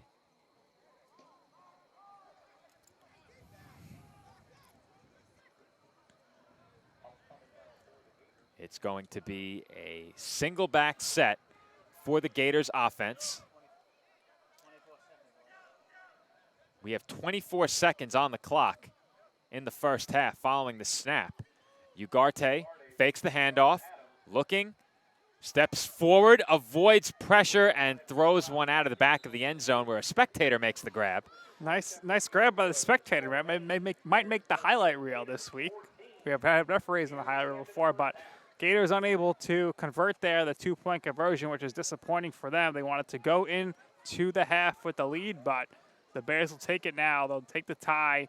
But keep in mind, Joe, the Gators will get the ball first to start the second half. Not much time for the Bears to work with. I would not be surprised if they come out, maybe take one shot downfield. But with that, the Gators would have 2 timeouts. I'm not sure what the punting situation is for New York. We did see quarterback Juan Rodriguez punt it last week, and he did so pretty effectively. So they do have a capable punter here tonight. If they run it 3 straight times, that would take us to the half. If they kneel it 3 times, that would take us to the half. But if the Bears opt to pass at least once, the Gators do have a couple of timeouts. I would not be surprised to see the Gators use them. We'll see here. I think we'll probably going to see Pear run the ball if he's in there. But we'll see what happens here on this kickoff as Cologne is set to kick it off. Cologne once again will tee it up and send it away. Swift and Williams waiting deep for the Bears. And, of course, can't rule out a big play on special teams either. We've seen some of those throughout the season. One went against the Bears back in week 1 as Davin Collins took a kickoff to the house for a touchdown. Well, the key here is going to be the Bears return. If they can return this to the 50 or greater, I think they're going to really take a great shot to try to go for the end zone and try to score, get some points before the half. And judging by the way, the average starting field position so far for both teams, it's usually around the 50. So we'll see what happens with Cologne's kick.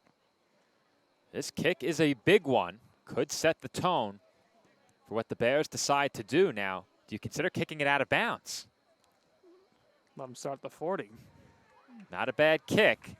As Williams plays it on a bounce, he looks to take it up the middle of the field, and he is taken down out across the 30-yard line. Tackle made by Spencer Adams, and that was certainly the best kick of the night for Cologne. Well, we'll see now what happens if the Gators decide to use their timeouts or not. I do think with this starting field position, though, the Bears will look to run it. I agree with you, Nick. I agree with you. I think on first down, you run it. If you pick up a nice chunk, you use your last timeout. Certainly call it if you pick up a first down and see where that takes you. I think if you're within throwing distance of the end zone, you have to give it a shot. Well, we'll see what happens on the first play. The last thing you want here, though, you don't want a big pick on this first play. Gators will have some great field position, and they'll be able to punch it in again, perhaps with 2 timeouts. I don't think it would be wise to pass on first down, but we'll see what they do. They like to throw a lot of short screens, and you see they're coming out in a trip shotgun look, 3 receivers to the left. I would not be surprised if they look to throw a screen to Abalos here. Perhaps an option with a run up the middle. We'll see. They fake the screen. It's defended well down the field by the Gators, and Rodriguez wisely gives himself up. So they tried to fake the screen and throw down the field. We saw that call last week, and to start the second half, it resulted in a touchdown for New York. Well, that should do it for the first half. If we didn't have a timeout called. Now, did we have a timeout called? Not that I could see. But the Gators are making subs, so I'm not sure. Well, if the Bears want, that's halftime. And that will do it for the first half. So first half comes to a close, and we have a good one in what has been perhaps the best half we've covered so far this season. We are tied, the Bears and the Gators, even at 14. When we come back, more Week 7 Elite Football Alliance coverage here on the PDF Sports Network. Gators and the Bears, even at 14.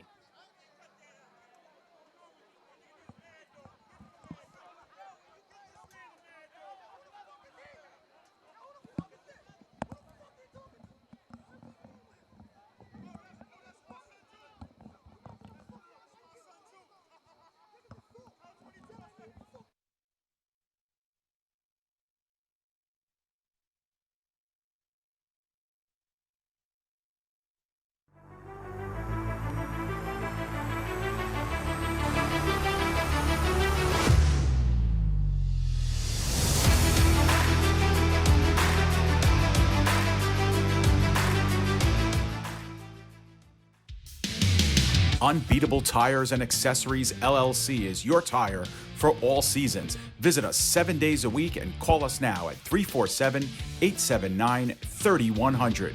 A tire for all seasons at Unbeatable Tires and Accessories, official partner of the Elite Football Alliance.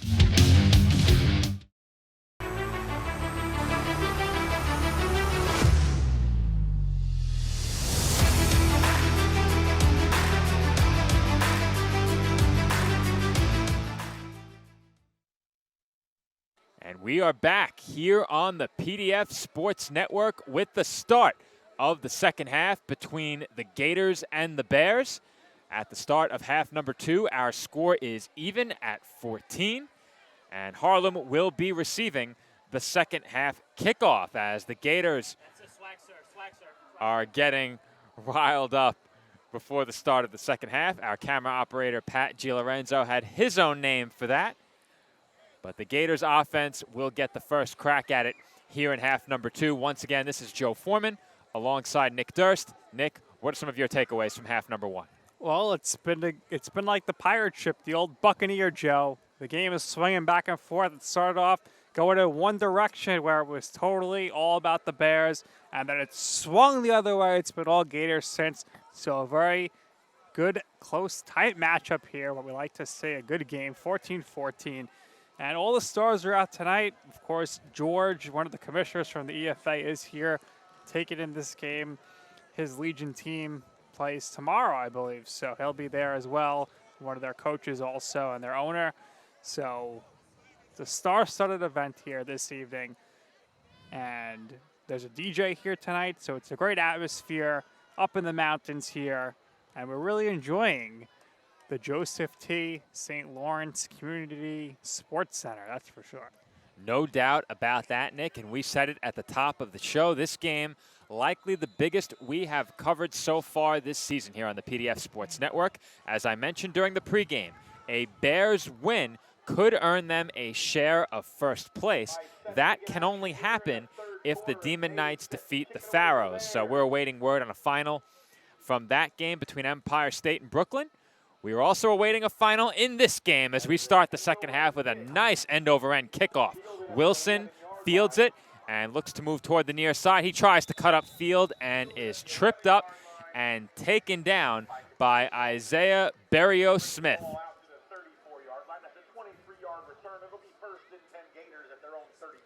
First and 10 Gators at their own 34-yard line. And once again, it is David Ugarte at the quarterback position to open up the second half. We have seen he and Stephen Colon split time under center during each of the Harlem Gators games we have covered. We have not seen a game where one quarterback played every snap, and so far that has been the case for Ugarte. Absolutely, Joe. And I'm a little surprised we're not seeing Cologne here, but it's a tight game. Usually they switch back and forth because they dominate the competition. Not sure who had the majority of the snaps versus the Pharaohs last week. We did see Cologne earlier, of course, because he is the kicker today for the Gators. He can do it all.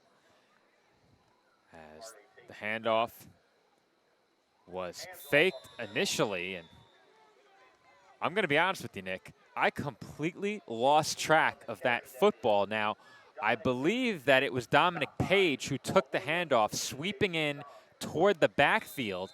And initially, I thought Ugarte had faked the handoff to Spencer Adams. I'm going to get another look on replay, but that play design definitely fooled me. And they had Page lined up in a fullback position, so that's how I missed him.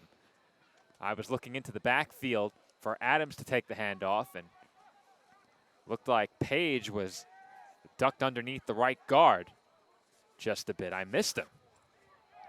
A rare miss by you, Joe. Nobody is perfect, though I try. Spread shotgun set, handoff. This time goes to Adams. He has a burst upfield. He's out across the 50 and tackled at the Bears' 46-yard line. Adams fired up, gets through the hole there, a little shake and bake, taking it up the field, and a big run for first down, getting the ball into Bears territory. And the Gators are chomping downfield right now. Well, we haven't seen much from the ground game out of the backfield tonight from this Harlem offense. That changes right there with a big carry by Spencer Adams. And it will be 1st and 10 for this Harlem offense from the Bears' 46. Once again, a spread shotgun set. Ugarte takes a high snap and hands off to Adams. And Adams is taken down right around the line of scrimmage. That was DeJuan Williams who was in on the tackle. He was the first to get a hold of Adams' jersey. And that's going to bring up 2nd down and 8. The Gators can score here, make 3 straight possessions that they score, and the momentum will be squarely on their side. Bears came out very strong on the offensive side in this game. Also forced a big turnover on Harlem's first drive. But the Gators have been nearly flawless since. 2nd and 8 snap, fake handoff. Ugarte forced to his left, steps up, avoids another sack, and this will turn into a positive play, setting up a 3rd down and 2. Once again, Ugarte with tremendous pocket awareness avoids a sack and turns what would have been a loss into a nice gain. Just carried John Burton, who was in there on defense there. He's limping off the field now, hurt. But he just carried him about 3 or 4 yards there to turn that into a really manageable 3rd down here. It'll be 3rd and 3. It is remarkable how he evades pressure in the pocket and is somehow able to create space to step forward. Initially was forced back in the pocket, then forced to roll to his left, stepped forward, avoided the sack through it all, and picked up 6. Officially goes down as a 5-yard gain, setting up a 3rd and 3. Once again, a spread shotgun set. Wilson in motion. Another high snap. Fake handoff. Ugarte on the option. Spikes it down into the turf. That was a forward pass, incomplete. And the Bears did well to defend that option, and now we have a 4th down. Well, it's pretty obvious to me that they'll be going for every 4th down this game. So no surprise here that they're going to go for this one. It's close 4th and 3. However, you don't convert here, you're already giving the Bears pretty good field position to start their drive. This could be the turning point in the game right here. A 4th down and 3. If the Gators convert, they continue well on their way to perhaps taking the lead. A Bear stop could re-energize this New York sideline and the home crowd. 4th and 3. Ugarte takes the snap. He's looking right. He throws that way, and the catch is made by Kadeem Wilson. Initially, he got just one hand on the ball, and Wilson is able to pull it in for a Harlem 1st down. Unbelievable grab there by Wilson, sticking out one hand, and makes a great catch to pick up the 1st down there for the Gators. What a grab by Wilson. That ball right on target from Ugarte as well. That's the old clown route out of the slot along the near side. A staple of our Madden offense, as we spoke about some Madden football earlier. One of your go-to plays, it sounds like. Sure is. Though I'm not doing much of the quarterbacking. That's our cameraman. 1st and 10 for the Gators offense. This snap to come from the Bears' 30-yard line. Once again, a spread shotgun set. This has been the go-to for the Gators on this possession. Ugarte trying to draw the Bears off. They were showing blitz. They now step back. And the handoff goes to James. James looking for a block on the edge, and he's pushed out of bounds at the 31. Good job there by the Bears defensively to clamp that down. However, Joe, the Gators haven't done much today with the designated runs. Ugarte's gotten some good yardage on the broken plays, but mostly here the Gators have been able to get downfield on the big passes. 2nd and 9 for the Gators offense. And you said it, Nick. It has been predominantly the pass game moving this Gators offense up the field. And some of those plays have come on extended plays by Ugarte at the quarterback position. We've seen a couple of big ones. One of them was a rush, but a couple of passes as well. And he has been a focal point for the Gators tonight. That's another nice gain for Adams. And that was a really dangerous position he was in. Multiple Bears punching at the football, attempting to strip the Gators back. And it's going to be a 3rd down upcoming for the Harlem offense. Nice little burst there by Adams. By far not the tallest guy in the field, with 5'5", but uses that speed to his advantage there to bring it upfield and get the Gators into a 3rd and 3 position. I'll tell you, Nick, I thought he got a bit more than that on the play. I thought he was closer to a 1st down. 3rd and 3 officially. Once again, a spread shotgun set. Receivers on the left side close to the line of scrimmage here. They're not out wide as the handoff is fake. Pump fake by Ugarte, and he is finally sacked as his helmet comes off and a flag comes out. Not sure what that penalty is going to be. They shouldn't penalize for the helmet coming off. They're going to call face mask perhaps, and the Bears are not happy with that because they know it's going against them. And their kicker is out there, Jared Mays, who's also the defensive lineman. It's going to go against him. The only I could think of is if they called face mask and ripped it from the face mask. The flag came out from the official positioned behind the line of scrimmage, or I should say behind the running back, but on the Gators side of that play. And he is saying to Burton, John Burton, who was involved in the tackle, that he pulled the face mask from the rear. So he got underneath the bottom of the face mask on the reverse side and pulled it over the front of Ugarte's head.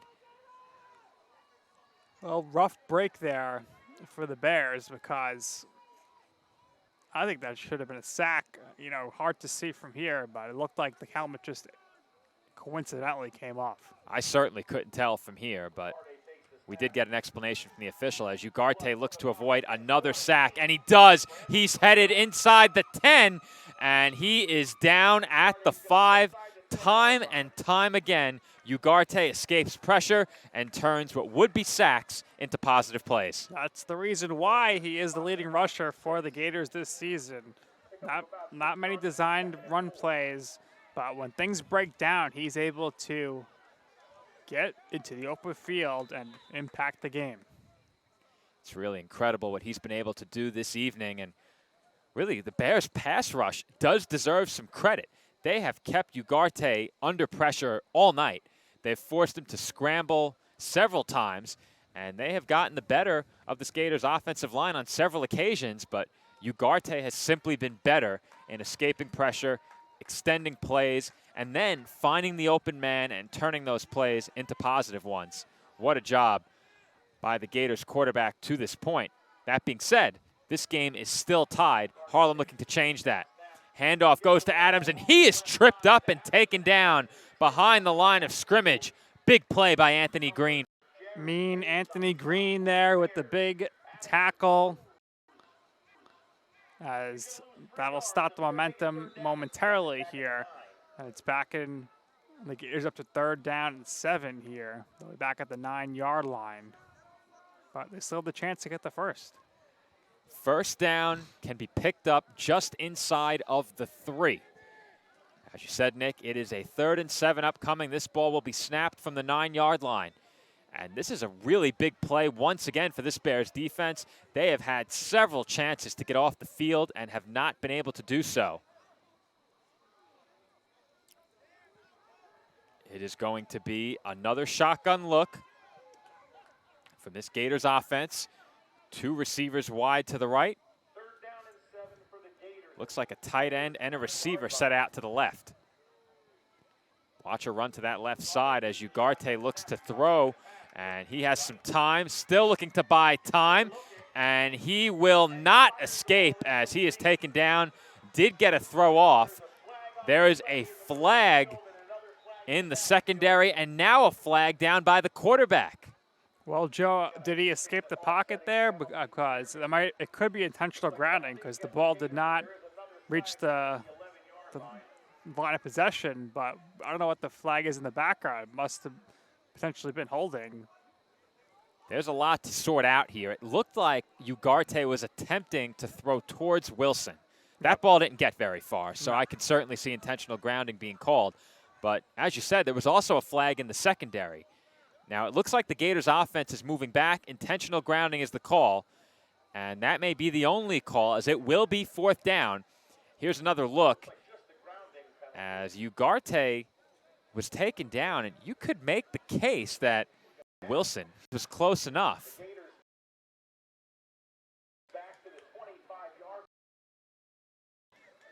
Well, this is going to be a tough conversion here. So we'll see if the Bears are able to clamp down here. But, you know, they can get a nice little chunk here at least. 3rd and 23, though, is going to be difficult. But get a nice little chunk, and you know they're going to go for the 4th down. If they do anything other than throw a jump ball to the end zone, I'd be surprised. 4th down, yep. Pass interference is 15 yards and a first down as Ugarte looks to avoid pressure once again. He gets a block as he rolls to his right, throws for the end zone, and that is intercepted in the back of the end zone by New York.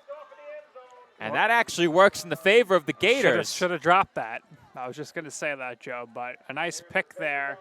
But yeah, the Bear took a big hit there as well.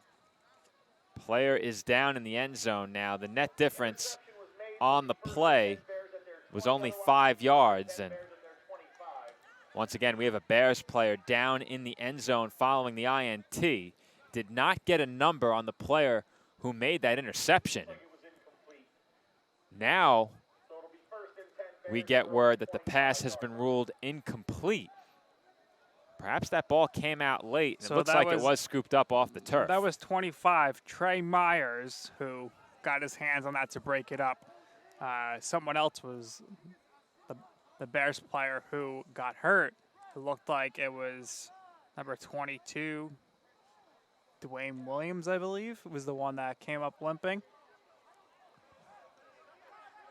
Well, the Bears right now look to be frantically signaling their sideline as the officials once again are engaged in a conversation with the Bears head coach, Jason Walker. Now, during the halftime break, both head coaches and the officials were engaged in, I would say, a semi-heated discussion. There were no voices being picked up from up here. We couldn't hear what they were saying, but it was certainly an animated discussion.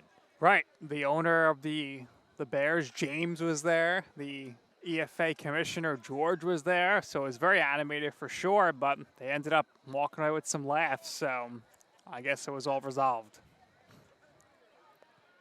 It is a first down for the Bears offense as New York comes up with a big stop. And it all started with a sack of Ugarte, or at least what will go down as an intentional grounding, was nearly a sack. But nonetheless, they were finally able to bring down the Gator signal caller, and that made all the difference in forcing the intentional grounding and setting up a 4th and forever. Bears pick up the stop and now have it at their own 25. Handoff goes to Myers. Myers cuts upfield. He has running room into the second level, and he is taken down just shy of the 40. Joe Myers has been extremely impressive today. Trey Myers getting big gain after big gain, probably up around 55, 60-something yards today. But what a burst of energy there, using his speed to get the ball to the second level. What a revelation Myers has been for this Bears team out of the backfield. Not a name we said much heading into last week's game, but he is putting us as broadcasters and the league on notice with his performance each of the last 2 weeks. Going into last week's game, he did not have a carry. Scored a touchdown in last week's game. Big rush right there. An 11-yard gain. As he was ruled down at the 36. I had him down just inside the 40. As he takes another handoff, cuts it upfield once again, and Myers will fight forward across the 45 down to the 47. Myers right now moving the chains, back-to-back runs.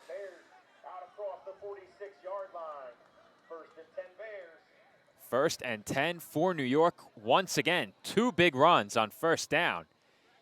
And if the Bears can move it up the field like this, that puts them in a great position, as they've certainly gotten the better of the ground game tonight. Adams swung that a bit in the other direction on that last drive, but it has been the Bears with the advantage running the football to this point. We've said it each and every week that we've covered New York. They feature a very balanced offensive attack, and that has been the case once again this evening, just as we saw last weekend here on the PDF Sports Network. First and 10 from the 46-yard line. And the handoff goes to Pear this time. Good blocking once again as the football comes out. And that is scooped up in the secondary by the Gators.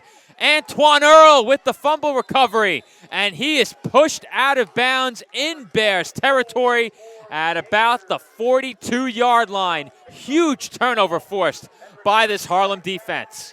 Well, we have a flag on the play. So let's see, but I think the flag is after the end of the play. But we'll see here on the replay first. Pear gets a good run for the first time today, but he coughs it up as it was knocked out by someone on the Gators. Hard to make out their uniform number. I want to say that perhaps it was number 92, Omari Clark, but I'm not certain. I want to say it was either 54 or 59. Perhaps we can get one more look at that replay quickly as we have a delay for another injured player. We'll get another look at that last replay and see if we can spot who punched it out. These Bears backs have been fighting for extra yards on every play, and it cost them right there. And I think you may have been right, Nick. We'll see. No, I think it was. I think you're right. I think it was 54. Lateef Adams. It was. So Adams forces a fumble, and he heads to the sideline right now, and will likely receive some handshakes and high fives from his teammates as he forces the turnover, punching that football out from behind. So the penalty then is against the Gators, and that's going to push them back. That was a 15-yard personal foul against the Gators as Stephen Cologne is now in the huddle and appears to have taken over at quarterback. Well, Coach Patterson obviously not happy with the way the last possession for the Gators ended, putting Cologne in here to see if he can mix things up a bit, add a new dynamic to the offense. Cologne will take his first snap of this game in the third quarter of a tie game, coming off of a New York Bears turnover. Trips shotgun set. James in the backfield to his left, and he will take the handoff on the counter. Great blocking ahead of that play. James working toward the far side as a flag did come in. This one's got to come back, Joe. Yeah. Certainly a hold or an illegal block. That's going to be 10 yards from the spot. And James retreated back a few steps, so depending on where he was when that hold took place, that could really impact where this ball is spotted. The Bears don't look too happy right now. Well, they should be. You're right. It is holding against the Gators, as we've seen a lot of unhappy players and a pair of unhappy sidelines so far tonight. Tensions running high in a tie game as we are now in the latter portion of this third quarter. We've yet to call any overtime football this year. Do we know what the overtime rules are? We absolutely do, and we'll throw those on your screen following this next snap. 1st and 20 for the Gators offense. Man in motion is James Cole. 3 receivers now to the left of Cologne as that snap is high. And it is tipped by a Bear and recovered for a New York touchdown. On the recovery, DeJuan Williams takes it into the end zone. And for the second time tonight, the Gators snap the ball high. This time it goes for 6 the other way. DeJuan Williams with the scoop and score, Joe. Unbelievable athleticism by him.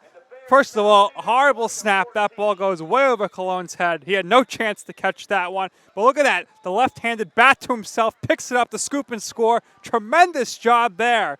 And it's a Bears touchdown. That is very difficult to do. Williams slapped the ball with his left hand and then recovered it, as now it looks like the Gators are waving their offense back out onto the field. So hold on a minute, as it looked like the Bears had scored. I didn't see anything there that would say to me that that shouldn't be the play. I didn't see any flags. I think it's the Bears' ball. It's not a touchdown. It's going to be potentially the Bears' ball because of the swat. Once he hits it, it should be a dead ball. You can't forward the ball. So it might just be the Bears' ball. It might not be a touchdown. That's the only thing I could think of. But you did say, you know, the Gators' offense is going back out there, so it is very confusing at this point. Well, I'll tell you right now, if this doesn't end up being a Bears touchdown, their sideline may lose it, as we've seen both sidelines getting into animated discussions with the officials tonight. The Bears were certainly unhappy with some of the calls earlier in the game. I haven't seen anything that I found to be suspect or incorrect, as now the discussion continues out on the field. The only thing that you could the commissioners are coming out. The commissioners are coming out, and what are the chances that all three are here? However, the only thing up to debate could be if you smack the ball to yourself, it could be, you could say it's a dead ball because you're not technically supposed to do that. But he was in the process of trying to scoop it up to get it out. and that was not the case. So we'll see. I think it should be a touchdown, and we should be looking for the extra point here in the 2-point conversion. Well, we promised you a look at the EFA's modified NFL rules following that last play. And what a last play it was. So it took some time, but here they are. The EFA's modified NFL rules. We've already seen one of these come into play. 1 foot in bounds. We've seen that come into play already tonight on a touchdown reception. Pass interference, 15 yards and an automatic first down. I mentioned that earlier. Now, look at number 3. You can't advance a fumble, but the question is going to be if you're allowed to smack the ball to yourself. Why not? Not sure. That's the only. Like I said, it's the only thing that could be up for debate. Everything else was clean, and then the overtime rule is the shootout. So I guess that's more so the college football rules there. But there's your rules. I don't know what this delay is. Just make a decision here with the 3 commissioners out there and 4 officials. Somebody needs to know the ruling. Well, we know that you can advance a fumble, so yes. That's clarified immediately here on the PDF Sports Network. We are well aware of most of the rules, I would think. We did have a briefing before the season with Sean Spencer of the Demon Knights. He filled us in on some of the rules, so that helped us prepare that graphic for you. And what an appropriate time to show it as the discussion continues. Now, we've seen delays before. Never a delay where all 3 commissioners, a team owner, and the coaching staff of both teams was gathered on the field. This is something new, but it's important to get this right. This is a big game for both of these teams. I just don't understand why the Gators offense is on the field right now. There's nothing that I saw on that play that could say to me that the play didn't happen and the Gators are getting the ball back. There was no flags or anything. I'm with you, Nick. I don't see any way it could be Gators football. But looking at the Harlem sideline, they're saying exactly what I said, which is, see Coach Patterson over there being very animated, talking about the SWAT and the pickup. Let's see if one of the commissioners could make a ruling here. Well, I'm telling you, Nick, it looks like this play is going to be overturned. This touchdown is going to be taken off the board. We have taken it off the board for now. Not necessarily, because the defense could be out there for the 2-point conversion. Is Cologne playing defense?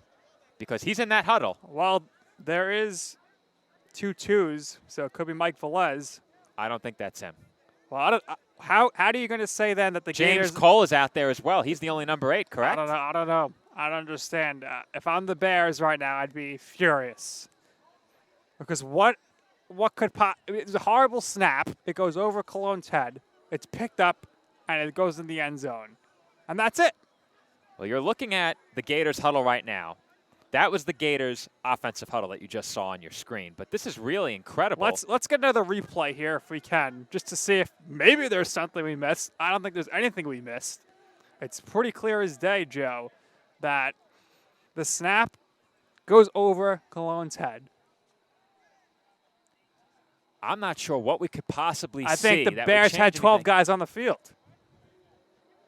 Well, can we pause? I go back to the start, and I think you'll see it. If that's the only thing I thought maybe I counted wrong.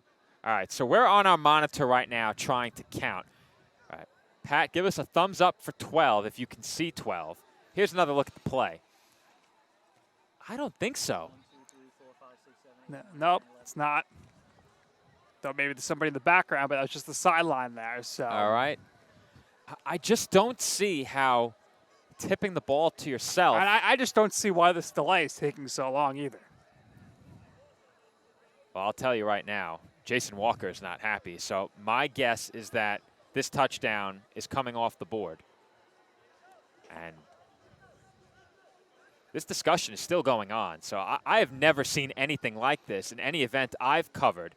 Typically, if there is a rules discrepancy or a disagreement over a call or there's some deliberation, they usually come over to our commentary desk and solve it. I'm happy they're not coming Joe, here tonight. This is reminding me of a courtroom or something, because everyone's getting to plead their case to the jury, which is the officials, and Walker is furious. He just spiked his phone or something. So obviously it's going to be Gators ball, which makes absolutely no sense.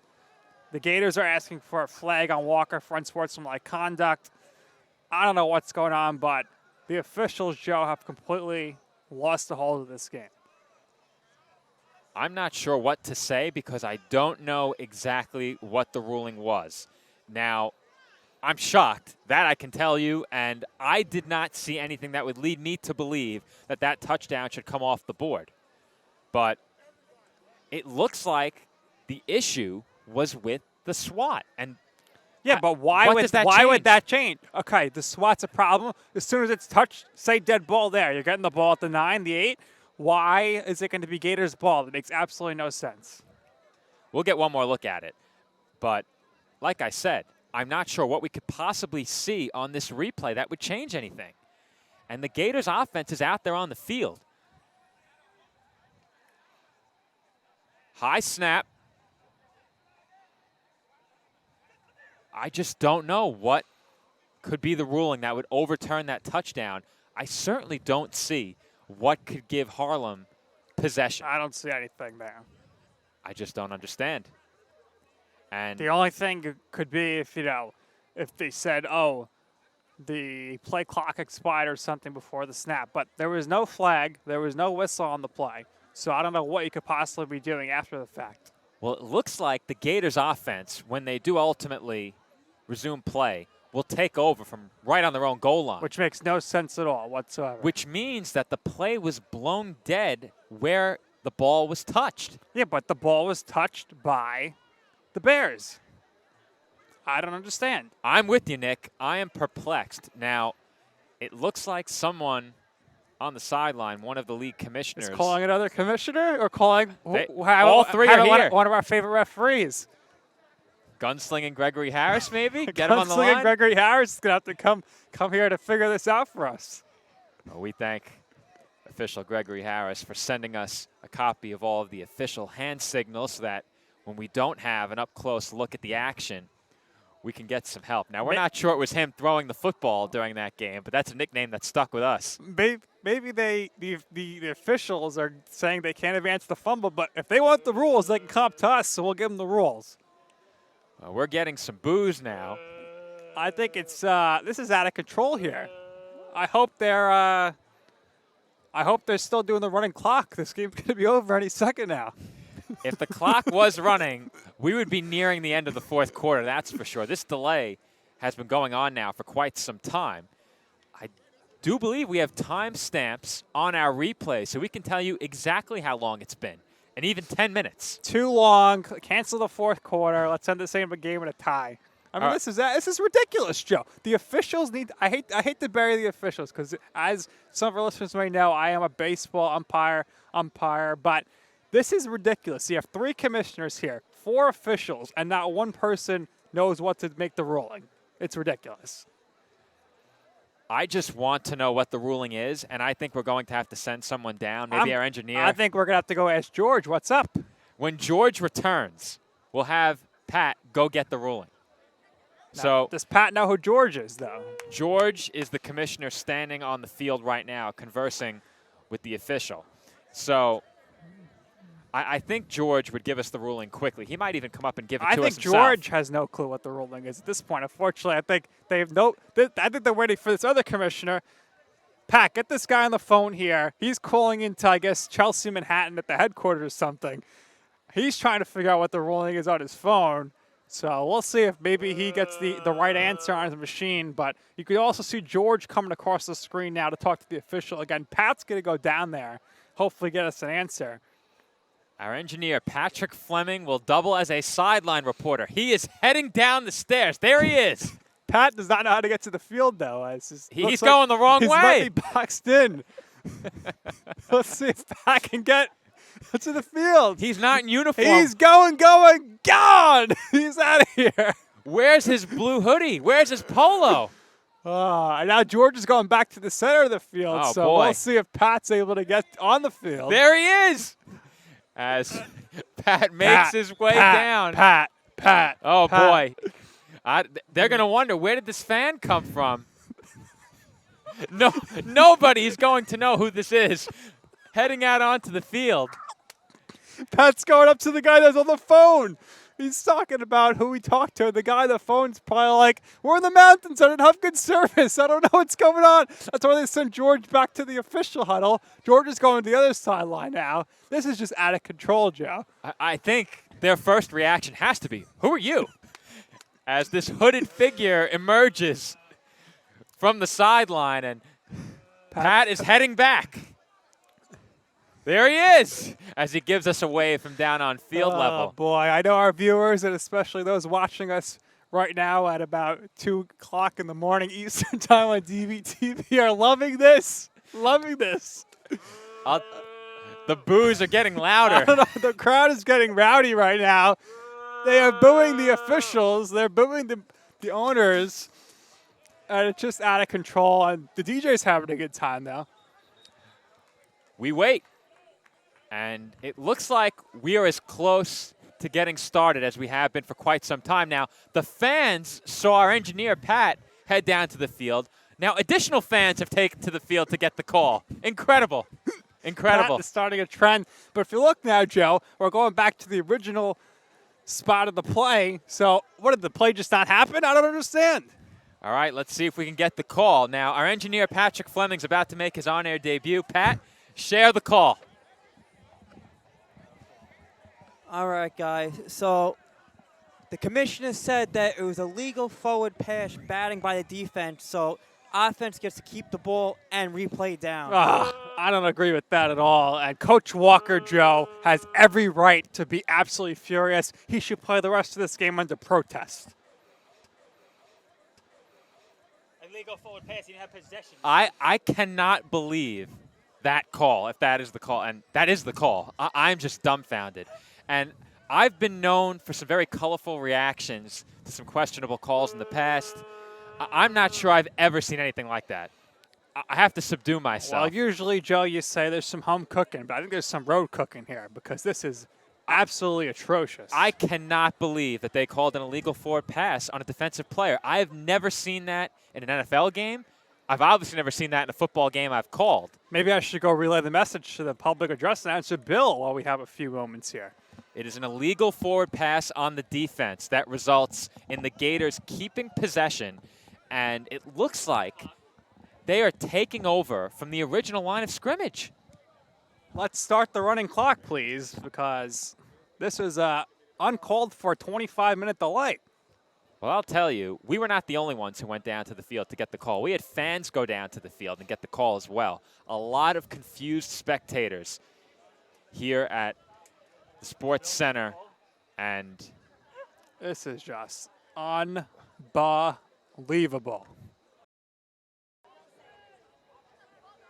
And I'm not sure that all of our viewers are going to get the full-length delay because we do have to trim this game down. I think we should just post this as a highlight, just the delay.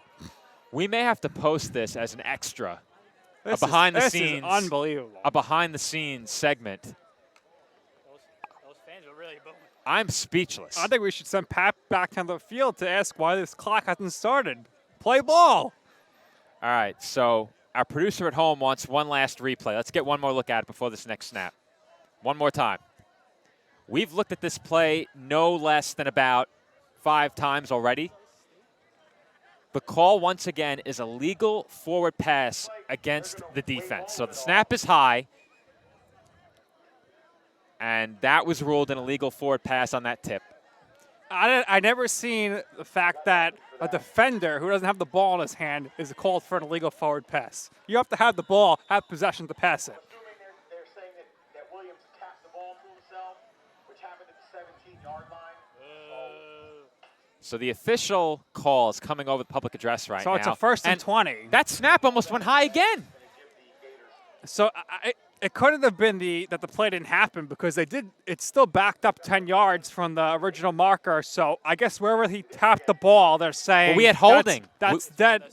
We had holding. It was first and 20 when that ball was snapped over his head. I don't. Now we have another penalty, so we're going to be at first and 25, first and 30. I don't know what's going on here. I'm getting delirious here, Joe. I never seen anything quite like this in my life. I'm with you there. I have never seen anything like this. I'm not often speechless. I talk quite a bit. I do it for a living. I'm not sure what else there is to say, so we just have to move on. I think we might have to try to get George up here to kind of explain what the heck just happened. 1st and 25. So there was a flag, and they just took it away, and it's still 1st and 20. And there's an incredible catch by James Cole. And that is quite the grab by the 6'1", 180-pound wide receiver from White Plains, New York. Great catch by Cole there to go up and get that one. So that will make this a 2nd and a little less long. So do we have the time marker on? That was about a 20-minute delay, Joe. Yeah, right around 20 minutes. That play took place 18 minutes ago right now, so you figure the delay was about 15. Better get that running clock going. I mean, the public address announcer, Bill, is just speechless, and that's hard to say for him. So now we are, third quarter's over. Okay, here we go, Joe. So a very confusing end to the third quarter. The Bears should be furious right now because that was a huge momentum swing. So it's going to be 3rd and 15 here for the Gators, and we'll see what happens. It would be a real shame if the Gators end up scoring here because it would be a real injustice and not very fair for the Bears, but we will see what happens going into the fourth quarter as George is coming back now onto the sideline. And you could see he's a little distressed having to have dealt with that big delay. Well, you just got to look at the final play of the third quarter. I'm getting one more look at the botched snap and fumble recovery just so that I can replay it again and then slow it down. That way we can see just how much possession there may have been on that recovery. Now, we'll get back to live action in just a moment. I just want to be sure that we have this for later. So we now have that queued up for later. What we're going to do, leave it there, Pat, and we're going to slow it down. So don't worry about replays for the moment. You can put the scoreboard back in as Cologne looks to throw right sideline. He goes deep, and that is caught. What a grab once again by Cole. Cologne to Cole, the season hooking up there. Cole doing a great job on this possession, and the Gators taking full advantage now of the fact that they were able to maintain possession of the ball. Well, I was trying to queue up another replay of what we perceived to be a fumble recovery, and once again, James Cole with a big play that easily picks up the first down, and that's a huge play to open up this fourth quarter. And now the Gators offense is in business. First down from the Bears' 24-yard line. Spread shotgun set. Cologne takes the snap, and the handoff goes to Wesley Forio. He takes it inside of right tackle, and a flag comes in from behind the play. Well, generally means holding, but we'll see what happens. You never know now. That will be a hold against Harlem as we have a player down. And that is a Bears player who is face down on the turf and back to his feet.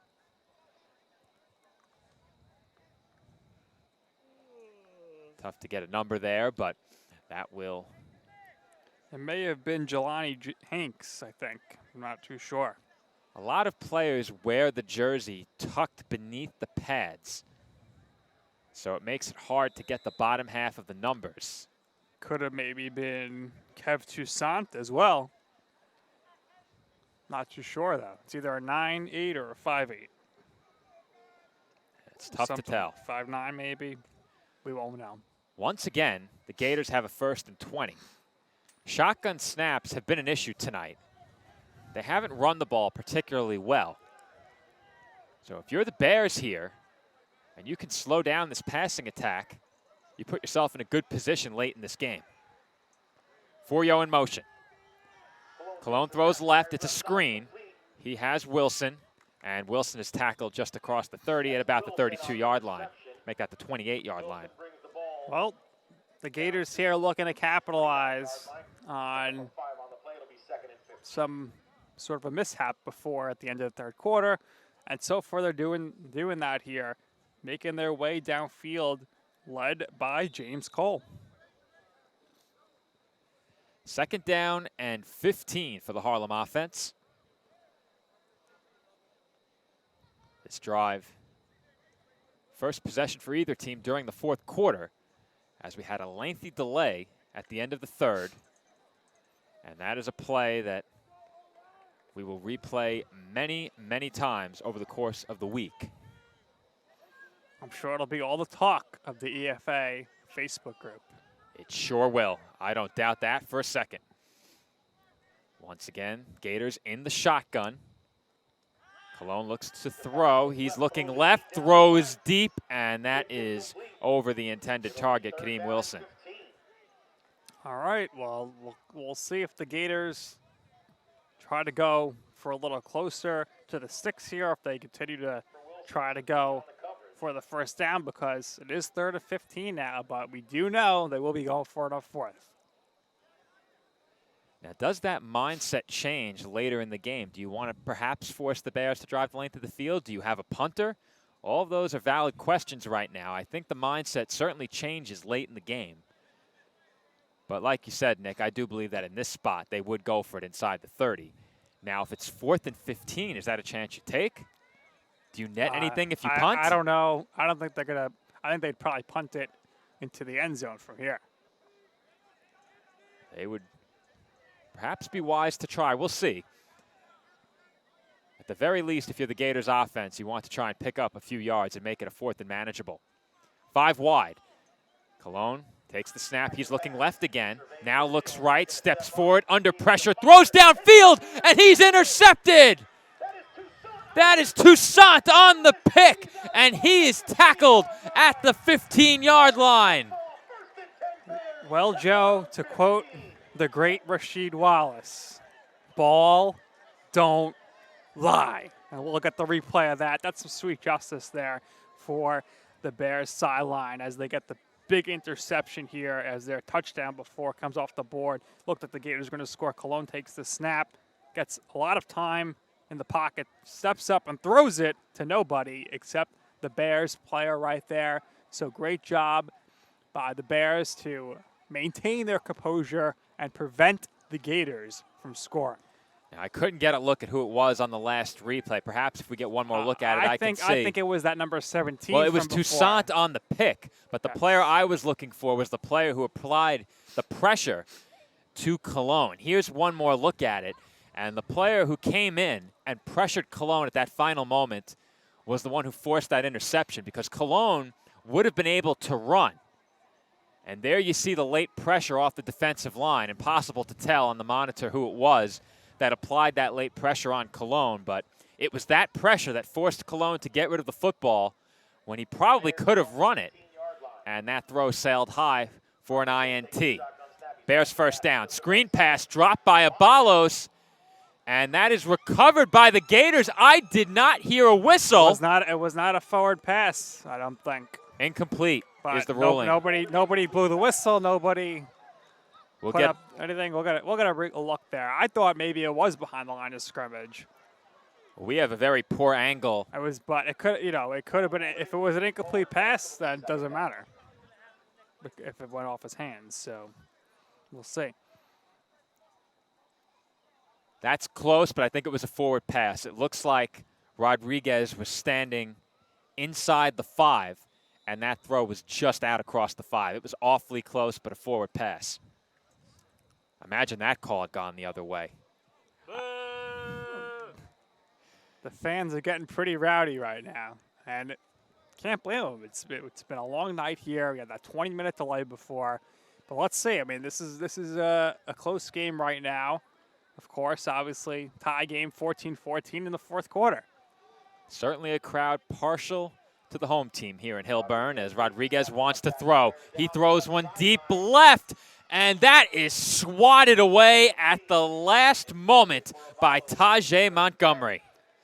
Hell of a play by Montgomery there. And now it has quickly become 3rd down. And if you don't make this, I think you have to punt it. You can't go for the 4th down inside your own 10. No doubt about that, Nick. But we did see last weekend Rodriguez, a very capable punter, had a couple of good kicks against the Demon Knights. So even though you give the Gators very good field position, you don't put yourself backed up against your own end zone defensively with Rodriguez punting. At least you wouldn't think so, barring a big return. But you know New York is looking for a huge 3rd down conversion in this spot. And they have a spread shotgun look on 3rd and 10. 4 receivers wide, 1 back in the backfield. Rodriguez will almost certainly be looking to pass. He takes the snap, has a clean pocket, and the throw is dropped over the middle by Calvin Webb. Calvin could not web that one in, and unfortunately he drops it. That was going to be a huge 1st down, and that is going to do it here for this Bears drive off the punt. That is a huge drop by Webb.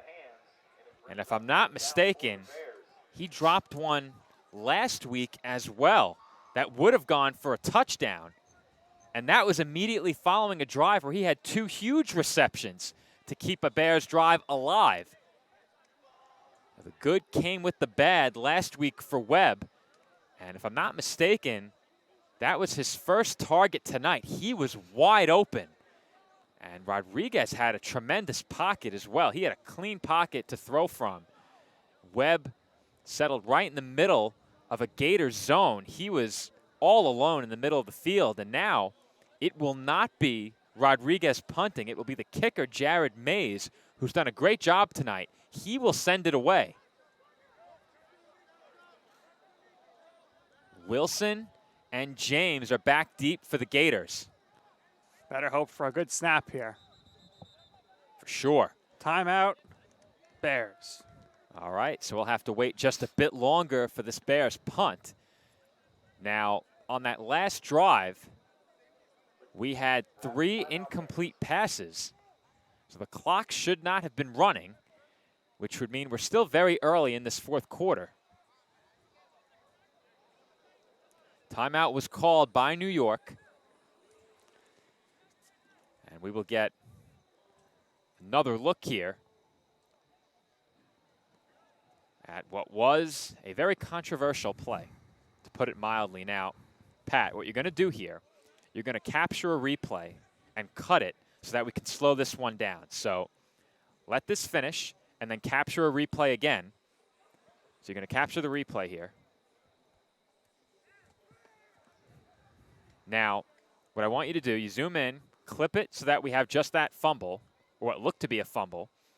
And now you're going to come over here and slow it down to about, let's say, 1/2 or 1/4 speed. Perfect. Now let's slow that down. No? All right, not working for us. Nonetheless, it's going to be a Bears punt, as we wanted to slow down what was ruled an illegal forward pass. It doesn't appear that it's allowing us to slow it down. Let's try it one more time after this. Oh, there you go. There it is. All right, so after this punt, which lands at about the 36 and takes a Gators bounce, is down at the 31. Now,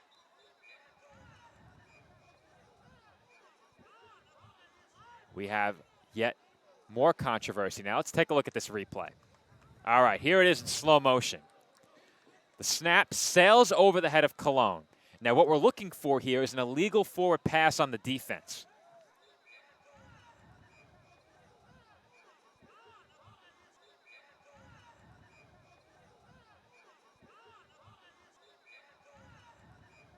I don't know how you can make that call, Nick. I think our cameraman Pat is saying maybe the tuck rule could have came into play there. I am at a loss for words. I'm not one to throw those words around lightly. I reserve it for Well, truly like I terrible said, calls. I hate going after the officials because I'm an umpire for baseball and softball, but that was atrocious. Now, was that the call on the field is the question, or was No, that they decided signaled after? for the touchdown. Okay, then I don't know how you can come to that conclusion after. We'll get another look at the replay to see if we see the officials signaling for. All right, so the full speed replay. replay, Pat, the full speed replay. That was at 8:25 p.m. So here's a look at the replay in full speed. We're looking for a touchdown signal now. Looking for a touchdown signal. Loss of 2 on first down for the Gators. You're not missing anything live here. As that snap sails over the head of Cologne, it's tipped and recovered. Now we're looking for a touchdown signal. We don't see it in our shot. We don't see it there.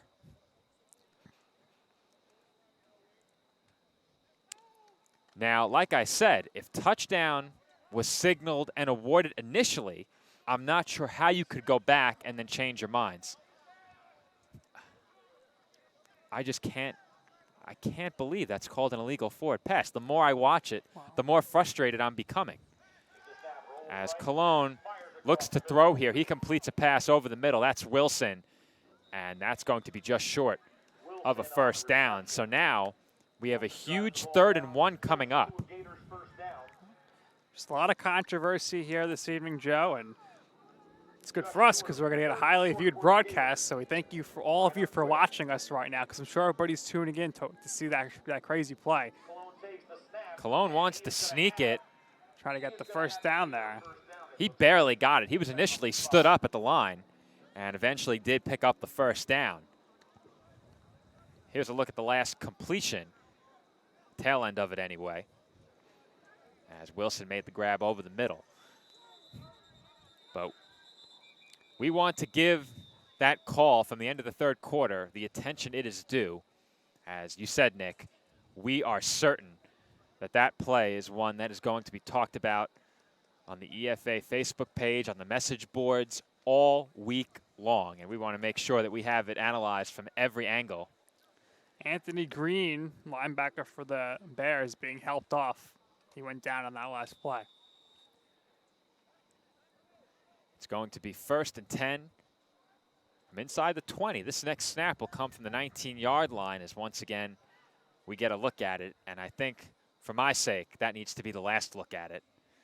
Watching that flash on the monitor in front of me. We might have to put it on post game or something, especially if we go to overtime. It's going to come on during the post game one last time for sure, but I don't think I need to see that again. What's ruined in all this is you and I had a tremendous call there. You were fantastic on touchdown. I was so exuberant in my Scoop and score. Scoop and score. I said right away he batted it to himself, but that ended up being the problem. I praised him for being able to swat the ball to himself. Perhaps the intent makes it an illegal forward pass. I would think when he taps it, if you want to call a dead ball, but it should be spotted there then. I don't think you can pass without possession. That's my point. Yes. As on the end around once again, it is Wilson, and this time the Bears seem to have it handled well. Wilson still on his feet, and he steps out of bounds. Yes, you must have possession to do a forward pass. Exactly, and there's no way that you can look at that recovery and say he had possession. He did not have possession. I don't know what they look. One more replay. Oh, boy.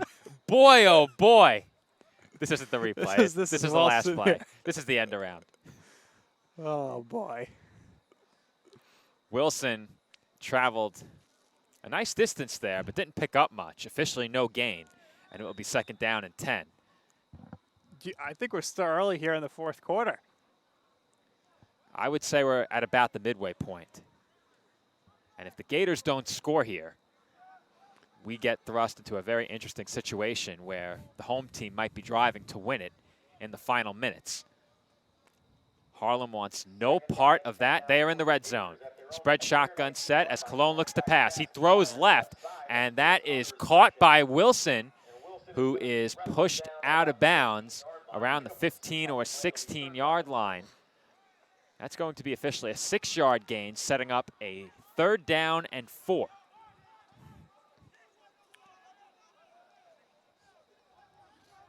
Huge play here for both teams. The Bears were forced to punt it away from the shadow of their own goalposts. The Gators got this drive started at about the 30-yard line. They haven't gone very far. Scoreboard reads 3rd and 5 from the 14.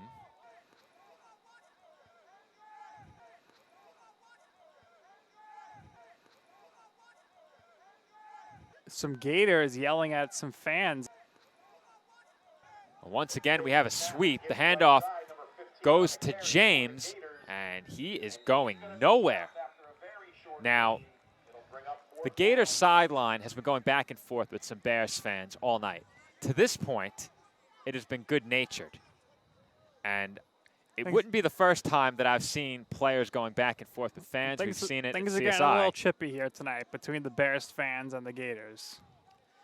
I said it earlier, too. The Gators, on a 3rd and long, ran an end around for a touchdown earlier in the game. Right there, they run a sweep on 3rd and 5. And that sets up a 4th and 5. That play went nowhere.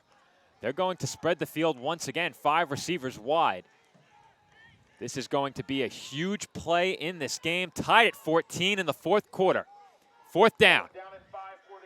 5 to go for the Gators offense. Cologne will look to pass. He looks right. He throws end zone, and that ball sails over the head of an open receiver in the back of the end zone. New York will take over on downs as the intended receiver, I believe, was Andre Jameson. He was wide open. Well, Joe, that was tough break there for the Gators. He's open, but the pass was a little too far there, and he's unable to grab that. So I'm not sure if that was what was going on, but the fans here are yelling at the Gators. So we'll see if we can see if somebody's going to score here in regular possession here, regular time. Now, they just got a time check from down on the field. I'm not sure if anyone here picked up how much time is left, and none of our crew was able to pick it up. I didn't see anybody signaling, so.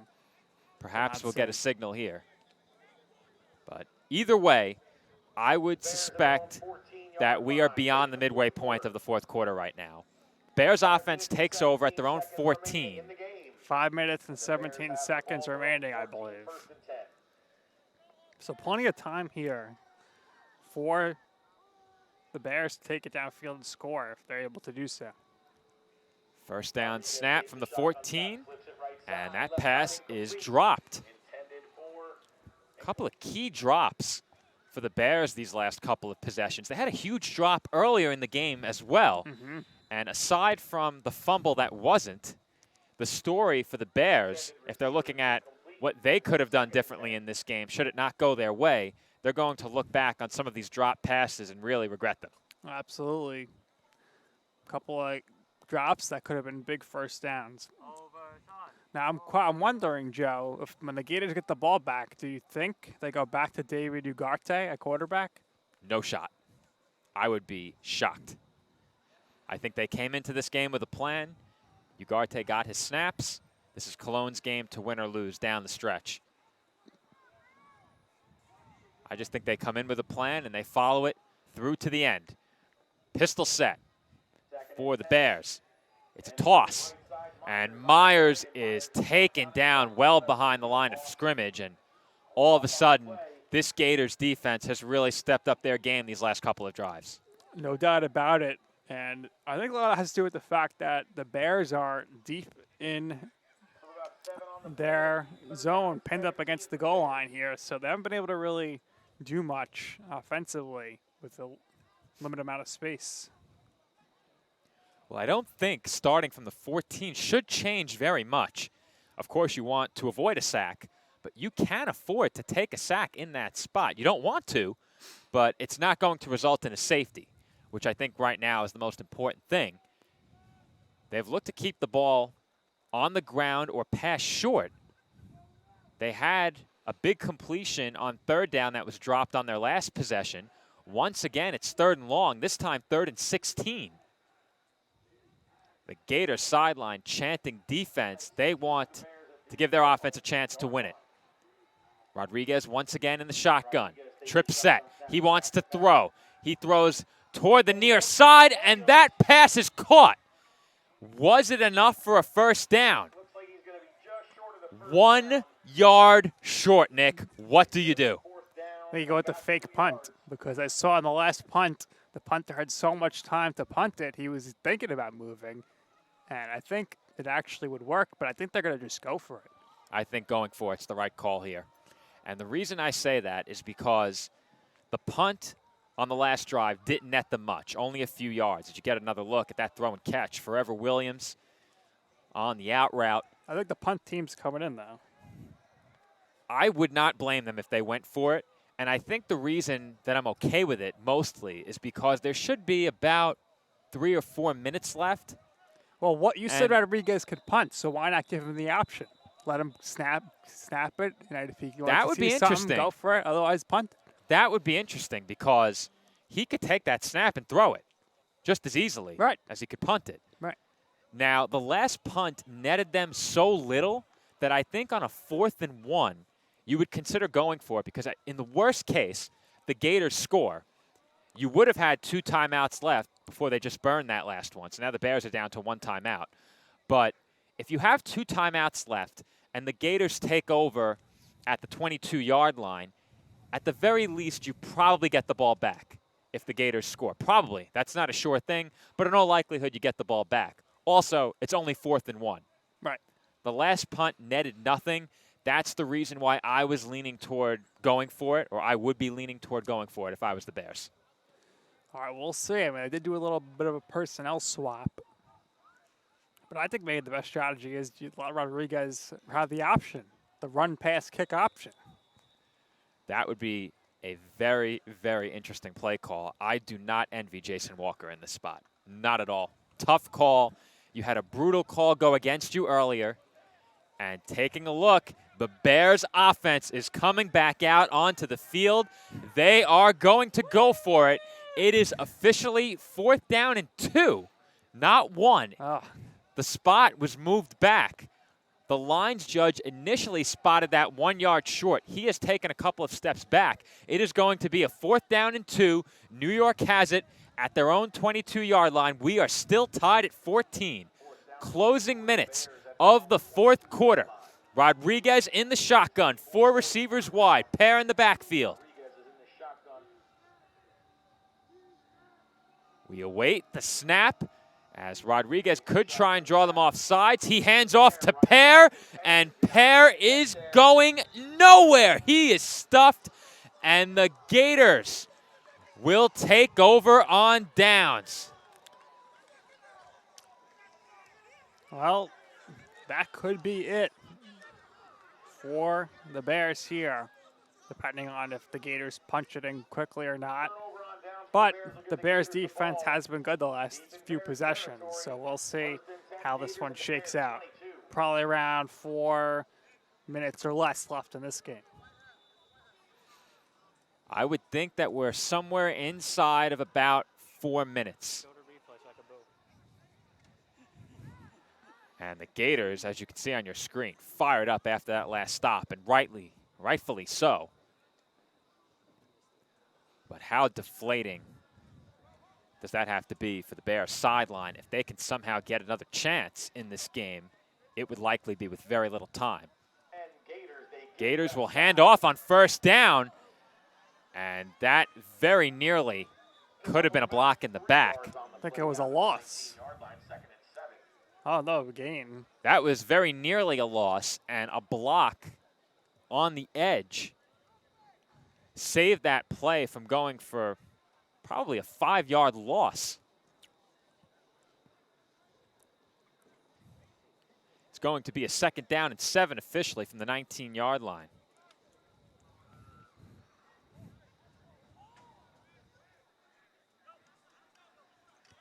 Clock continues to wind. Now, didn't see if the ball carrier was pushed out of bounds. That may have saved the Bears a few seconds. Only New York right now is worried about the clock. Gators have plenty of time as Cologne wants to throw. He throws for the end zone, and that ball is dropped. Wilson couldn't bring it in. He had 6 go straight through his fingertips. And an uncharacteristic mistake. The Gators now have a 3rd down.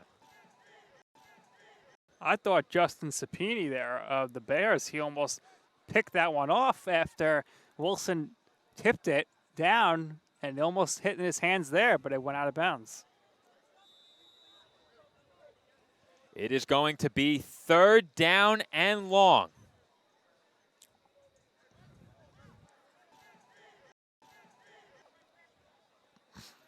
Officially 3rd and 7 from the 19-yard line. Gators will once again come out in the shotgun, 5 receivers wide. Down at 7 now for the Gators at the Bear 19-yard line.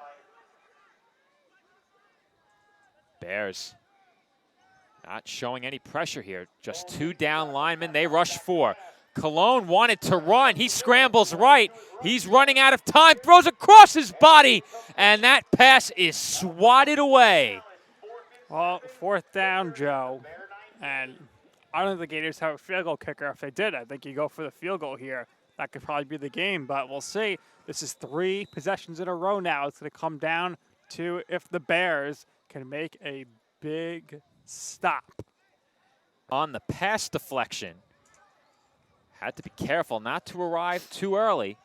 And now this Bears defense with another opportunity for a huge 4th down stop.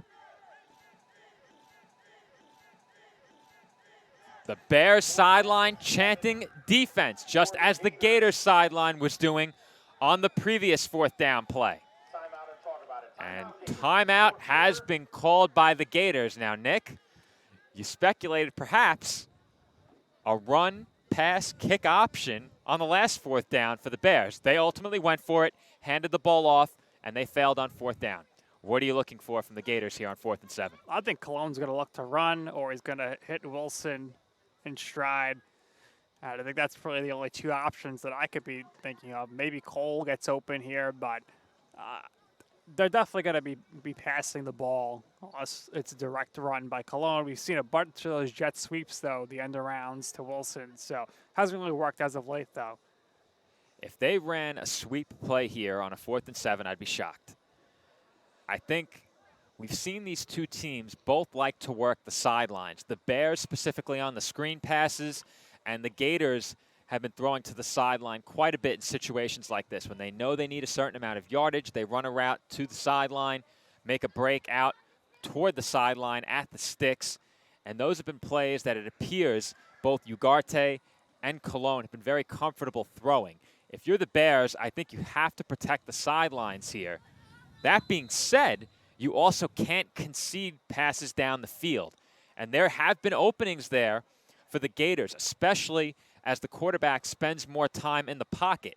The better the protection, the more likely Cologne will be able to find an opening down the field, because the Bears haven't been that great defending the balls down the field as the plays have broken down. And it's hard for any defense to play coverage for that long. And we will see if the protection holds up once again for Cologne here on 4th down. 4th and 7. Gators will snap it from the 19-yard line. We are in the closing minutes here in the 4th as Cologne looks to throw. Pressure coming from behind, and that is intercepted by the Bears. Nigel Swift with the INT. He is heading down the sideline. 1 man to beat. Swift heading for the end zone, and he is in for a New York Bears touchdown. Pick 6, Nigel Swift, and the Bears take the lead, 20-14. Karma, Joe! Karma! Unbelievable! What a pick! Let's get a look at that replay. Cologne, he comes back. He takes the snap. He's looking around. He fires it to his left, and that is picked inside the 5. We're going to say a 96-yard pick 6 to put the Bears ahead, and that could be all she wrote on this one. Nigel Swift, a wide receiver, a defensive back, and right now, Nick, he is the hero in this game as he intercepts Stephen Cologne, takes it back for a touchdown, and the Bears have taken the lead late in this game. But this one is far from over. The Gators still have 2 timeouts, and the Bears will go for 2 as they look to make it an 8-point game. And Nick, what a game this has been. We are still far from a conclusion, but a huge play for this New York Bears team, a huge play in their season. Well, I'm looking around, Joe. The officials are not getting together. Doesn't look like there's any illegal forward pass at this point, so that's going to stand. That's a touchdown. The fans are screaming at the Gators right now, and it's getting pretty much out of control, so that could lead to a little bit of a delay.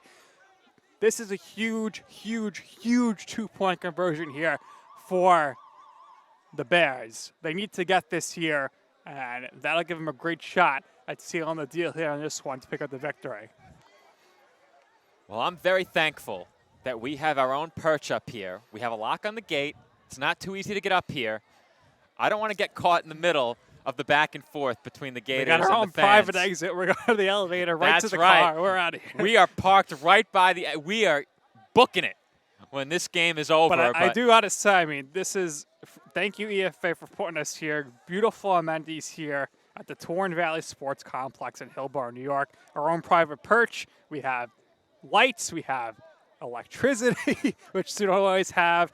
And we have our own private bathroom. Can't ask for much more. You're right, Nick. As a commentator, it doesn't get any better than this. A great facility, a great game, and it is not over yet. Bears going for 2, leading by 6. I assume we will get a time check following this play, but you have to think we are inside of 3 minutes to play. We have not yet reached the 2-minute warning. That I know for sure. Man in motion is Myers out of the backfield. 5 wide for the Bears. Rodriguez takes the snap, looks left, throws right, and that pass may have been tipped. Intended target was Dickens, so 2-point try unsuccessful, and the Gators will get it back, trailing by 6, Joe, 2 timeouts. I got to believe David Ugarte is coming back in the game now. We'll see.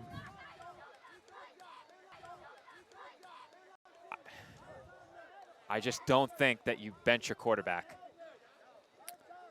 But Well, Ugarte has a helmet on. He has a helmet on. You know I'm right. Oh, yeah, he's getting handshakes, Nick. You're right. He's coming in. He's coming in. How about that? We've seen these quarterbacks split time, but typically, once one of them has come out of the game, that has been it. Though we did see against the Legion, Cologne did come out then come back in. So that's not something foreign to these 2 quarterbacks.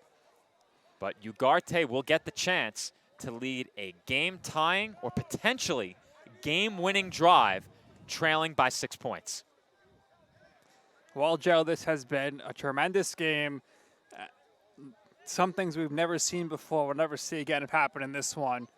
And delay was crazy, but very exciting here at the end. We had, early in this game, the Bears leading by 2 possessions early, 14-0. Gators scored 14 unanswered points. We went into halftime tied. Bears finally get the first points of the second half on a pick 6.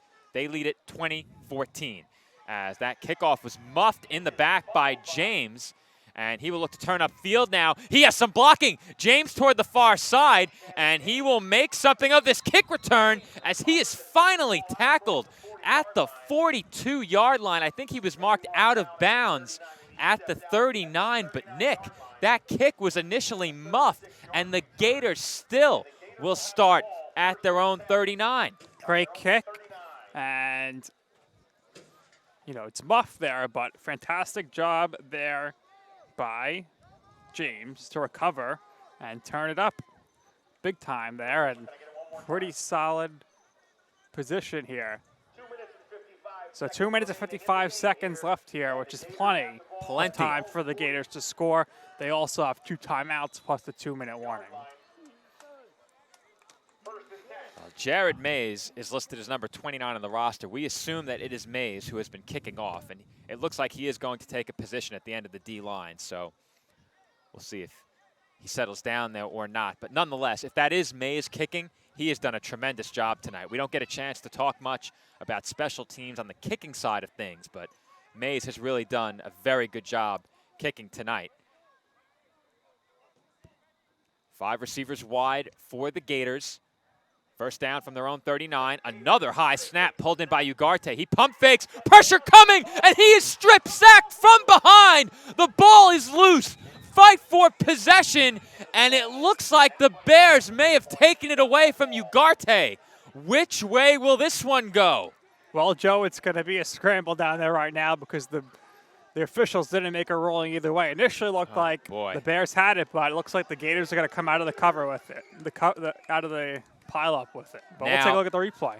It looked like Ugarte had the ball trapped between his legs.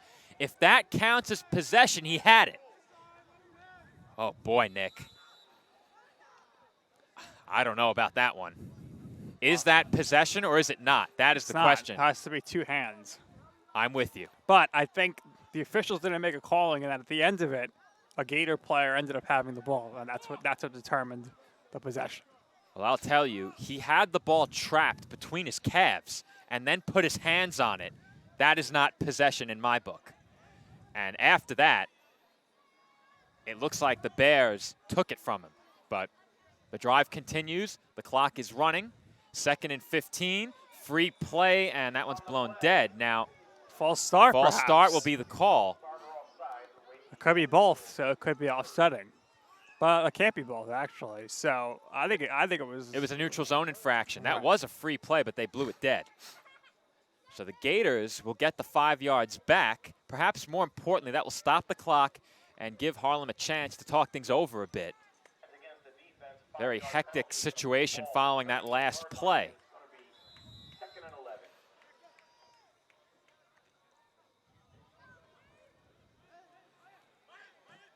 Second down and 15. 11. Make that 2nd and 11. 2nd down and 10 now for the Gators at the 38-yard line. Ugarte wants to throw. He airs one out down the field, and that's off the hands of Wesley Forio. Another drop there. Lots of drops this evening. We've seen a lot of costly drops. That one just the latest. The Bears really paid for a couple of drops here in the second half. And that drop, a big one for the Gators, who did have a touchdown go through the hands of Wilson on the last drive. So normally sure-handed receivers have had a tough time bringing passes in here in the second half, especially late in this game. And another huge play coming up. Of course, the Gators would go for it on 4th down. We have not yet reached the 2-minute warning, so if the Gators don't get this game is not over. They do still have 2 timeouts as well. 3rd and 10. Ugarte looks to throw. He throws left, has a man open, that's caught. Dominic Page nearly lost his footing and then nearly lost the football as Page is down at the 44-yard line of the Bears. The drive stays alive after that 3rd down conversion. Smart do that by Mike Rodriguez to try to go for the strip. Definitely the right idea. As once Page lost his footing, he nearly lost the ball. Ugarte's being dragged down. He floats one down the field, and that is caught by Page. He's knocked out of bounds inside of the 10-yard line, and the Gators are now on the doorstep in a position to tie this game. Ugarte was being dragged down to the turf, somehow got a pass off, and found Page all alone along the sideline. A broken play there, and then he brings it in to the 12-yard line. So Gators can get a 1st down here without having to score. The ball is spotted at the 11-yard line. The Gators now have an eternity. This game could come down to a 2-point try, but Harlem has to find the end zone first. 1st down and 10 from the 12.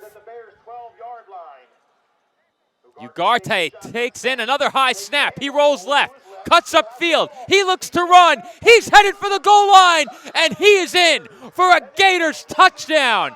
And the Harlem sideline is now fired up as David Ugarte has tied this game with a late touchdown run. Harlem will go for two here's and the thing. lead. Wilson just got an unsportsmanlike conduct there. Or I think it was him. He went all the way into the Bears sideline. He was chopping it up, and he got the penalty. So that's going to play huge dividends here in the 2-point conversion attempt. Now, do they move them back 15 on the 2? They do. They should. Yeah. They do, if I'm not mistaken. So that is a bonehead move right there. You went right over to the bench, and you were doing the Gator chomp. Yeah, that was not a wise play by Wilson. Well, Joe, what I was going to say before that happened was, sometimes you got to call an audible. You can't always stick to the script, and that's what Coach Patterson did. He took Cologne out, brings Ugarte back in. Ugarte leads the team down the field, runs it in for the touchdown. But now, 15-yard penalty. It's going to go from the 17 here to try to score. So we could be looking at overtime, Joe. Bears still have time. One timeout. I'm sure we'll get a time check following this play. We're going to have over 2 minutes left, so. That's really remarkable. This drive took less than 54 seconds. I didn't hear a 2-minute warning thing, did you? And there was none of the plays were out of bounds. Every play was in bounds, so I don't know. A lot of the time, the 2-minute warning is hard to pick up. A lot of the time, it'll just be a hand signal, and then play continue shortly thereafter. So it is possible we've passed the 2-minute warning. I don't think so. I don't think so. We'll get a time check, hopefully. Overtime rules have been handed to us, so Thank we thank you, George for that. The commissioner in the All booth right. with us. We may very well be headed towards some extra time, but a 2-point try upcoming here. Ugarte looks to throw. Pump fakes. Moves to his left.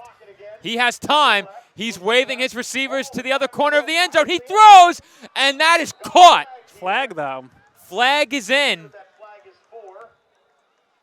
That catch was made in the end zone. The attempt would be good if this play stands. I think I'm going to be holding after all that time, but. It's against the Gators. So they'll back it up. They'll go for it again. Wow. Let's see if we can spot it.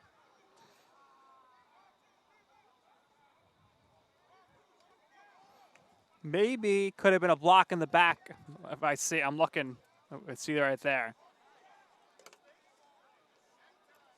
We'll get another look at this one more time. Pat will run it back for us. So you take the snap here. The other I could think of is potentially as it breaks down, number 78 does the block in the back there while the guys are already on the floor. Very possible. That's what I saw on the replay. That's the only thing I could see. So we're going to guess Kevin Douglas picked up the penalty here. Well, Nick, if they convert this, this would be one of the most miraculous plays I've ever seen. What a game. Yep. And it is far from over. Our score tied at 20. 2 touchdowns scored in the last couple of minutes. First, the go-ahead touchdown by the Bears on a pick 6. The Gators drive the length of the field and have tied the game at 20. Now we'll try the 2-point conversion for a second time. After a 15-yard personal foul and another penalty, they are snapping it from the 22. Ugarte rears back, throws for the corner of the end zone, and that's knocked away in the secondary by the Bears. The score remains even at 20. And while we have a break, Nick and I will take a seat awaiting the kickoff, and we will read you the official overtime rules from Article 4 of the game procedures straight out of the Elite Football Alliance bylaws. Here we go. After regulation has ended in a tie, a coin toss will be held. The winner of the coin toss shall elect to take possession of the ball or defer possession. The ball will then be placed on the opponent's 10-yard line, first and goal. Normal game rules shall apply until a touchdown or a field goal. A team can score either by touchdown or by field goal. Following a touchdown, a point after try or a 2-point conversion shall be tried if required. The opposing team shall then possess the ball on their opponent's 10-yard line with first and goal, either by turnover on downs, touchdown, with or without a point after try or a 2-point conversion try, or a field goal. So a score, a stop, a touchdown, any of those do result in possession. The other team will get a try. So essentially it's the college football rules. So if you're familiar with that, that's how it's going to be. Now you do have the rule book, the whole rule book in front of you, Joe, now. Can you find anything about illegal forward pass by the defense? Not going to try. Not going to try. A defensive touchdown wins it for either team. Just to finish the last two lines, teams will continue to receive the ball on the 10-yard line with first and goal until the tie is broken. Each team must possess the ball at least once per round.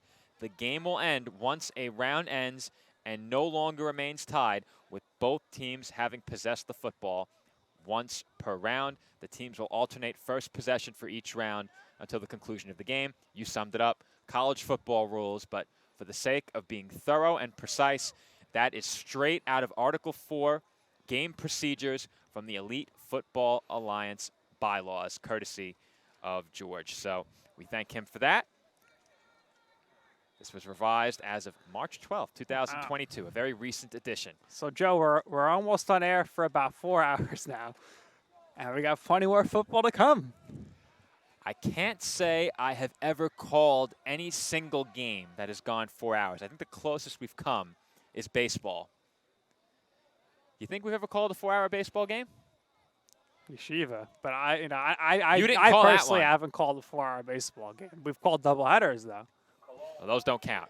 As Cologne kicks off, and that goes straight out of bounds. Now, Penalty.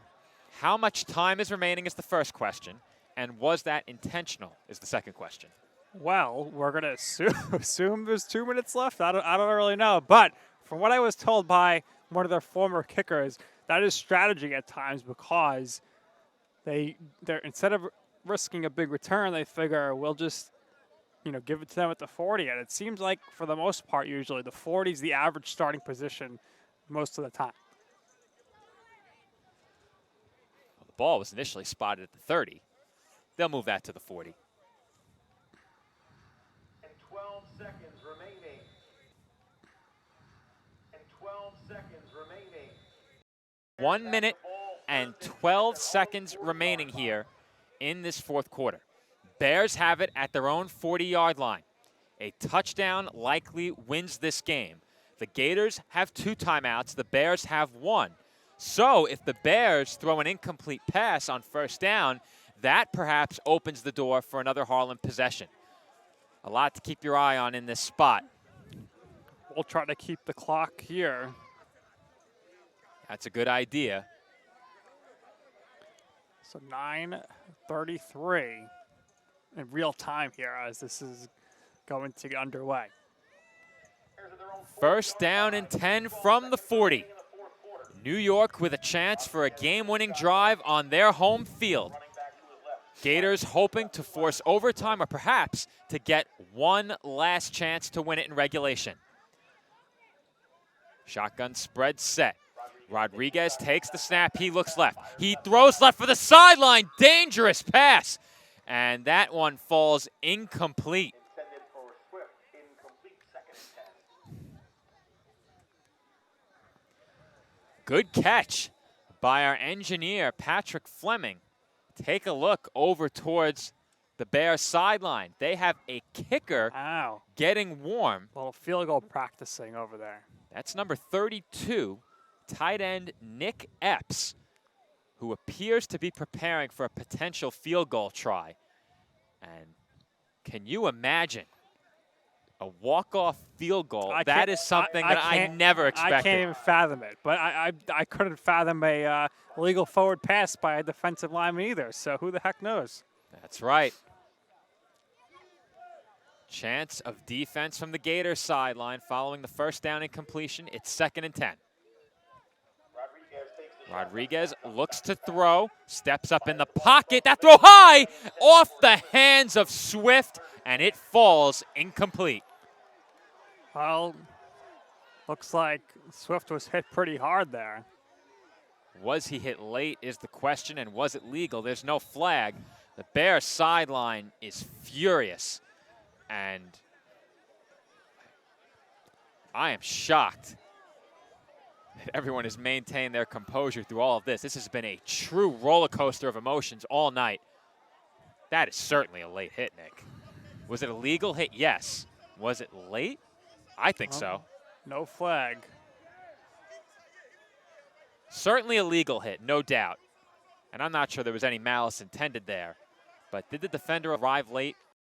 I think he absolutely did. Let's take a look. Well, take another look. Now, there's no way for the defensive player to know that pass is going to hit off his fingertips. Commissioner George back on the field. Perhaps. We hope Swift is okay. Now, he took a shot to the ribs. That's what it looked like from here anyway. And lost in all of this. It's now 3rd down and 10. Right. The Gators still have 2 timeouts. If the Bears don't get this, they're forced into a punt. And all of a sudden, Harlem will have a chance to win it in regulation. What a game. Well, I think, Joe, if it gets to 4th and long, I think you got to play for overtime. You got to punt it. Pin the Gators deep. There's no question you punt it. No question. And you put everything you have behind that punt and try and send it into the end zone. I'm not sure our electronics are going to make it, specifically our scoreboard. Running low on battery. The charger is outside in the car. I might have to run down and grab it. Might need to get George up here with his generator. Perhaps we can turn down the brightness. It's a little bit late here. Well, we'll probably have a little break before overtime. So Joe will make his run to the car. We'll see if our videographer Pat can get that filmed for us, and we'll do a little play-by-play for him and run to the car. I highly, highly doubt we're getting a break before overtime. Oh, I would be shocked if we don't. I think you're wrong. I think you're wrong. I hope I'm wrong. So do I. 3rd and 10. Bears still have it at their own 40-yard line, trying to keep their hopes of a game-winning drive alive here in regulation. Score still even at 20. Gators hoping for one last chance as Rodriguez will throw a quick pass. That is caught by Abalos. And I don't know what the Bears had in mind there. Now, nothing wrong with the play call, but Abalos has to stay in bounds, and someone needs to tell him, stay in bounds. They're going for it, Joe. Well, that's what they had in mind with the play call, pick up something and then go for it on 4th down. But I guess if you're planning to go for it, that's why Abalos went out of bounds. Maybe they could hack it here, like the Broncos on Monday Night Football previously, and try to go for a 64-yarder to win it. I wasn't a fan of that call. Let's leave it at that. That was not a good play call. Let's leave it at that. What are you drawing up here on a 4th and 7 from your own 40? To try to at least you got to get some yardage here, because you give the Gators the ball at the 40 and 2 timeouts. But now they're going to punt. So I think that's the right decision. I think if they planned on going for it, that play call made a lot of sense to try and pick up some of the yardage. Perhaps the mindset was low-risk pass, try and pick up some of the yardage, and then go for it if we're close. They did not get close. It's 4th and 7. So I think the right move here is to punt it, and the Bears will be looking to punt the football in this spot. Now, given the fact that Abalos didn't pick up much, I think he would have been wise to stay in bounds and force the Gators to use a timeout. As there you get a look at the scoreboard once again, double zeros, not official. Our score even at 20 in the 4th quarter here from Hillburn, New York.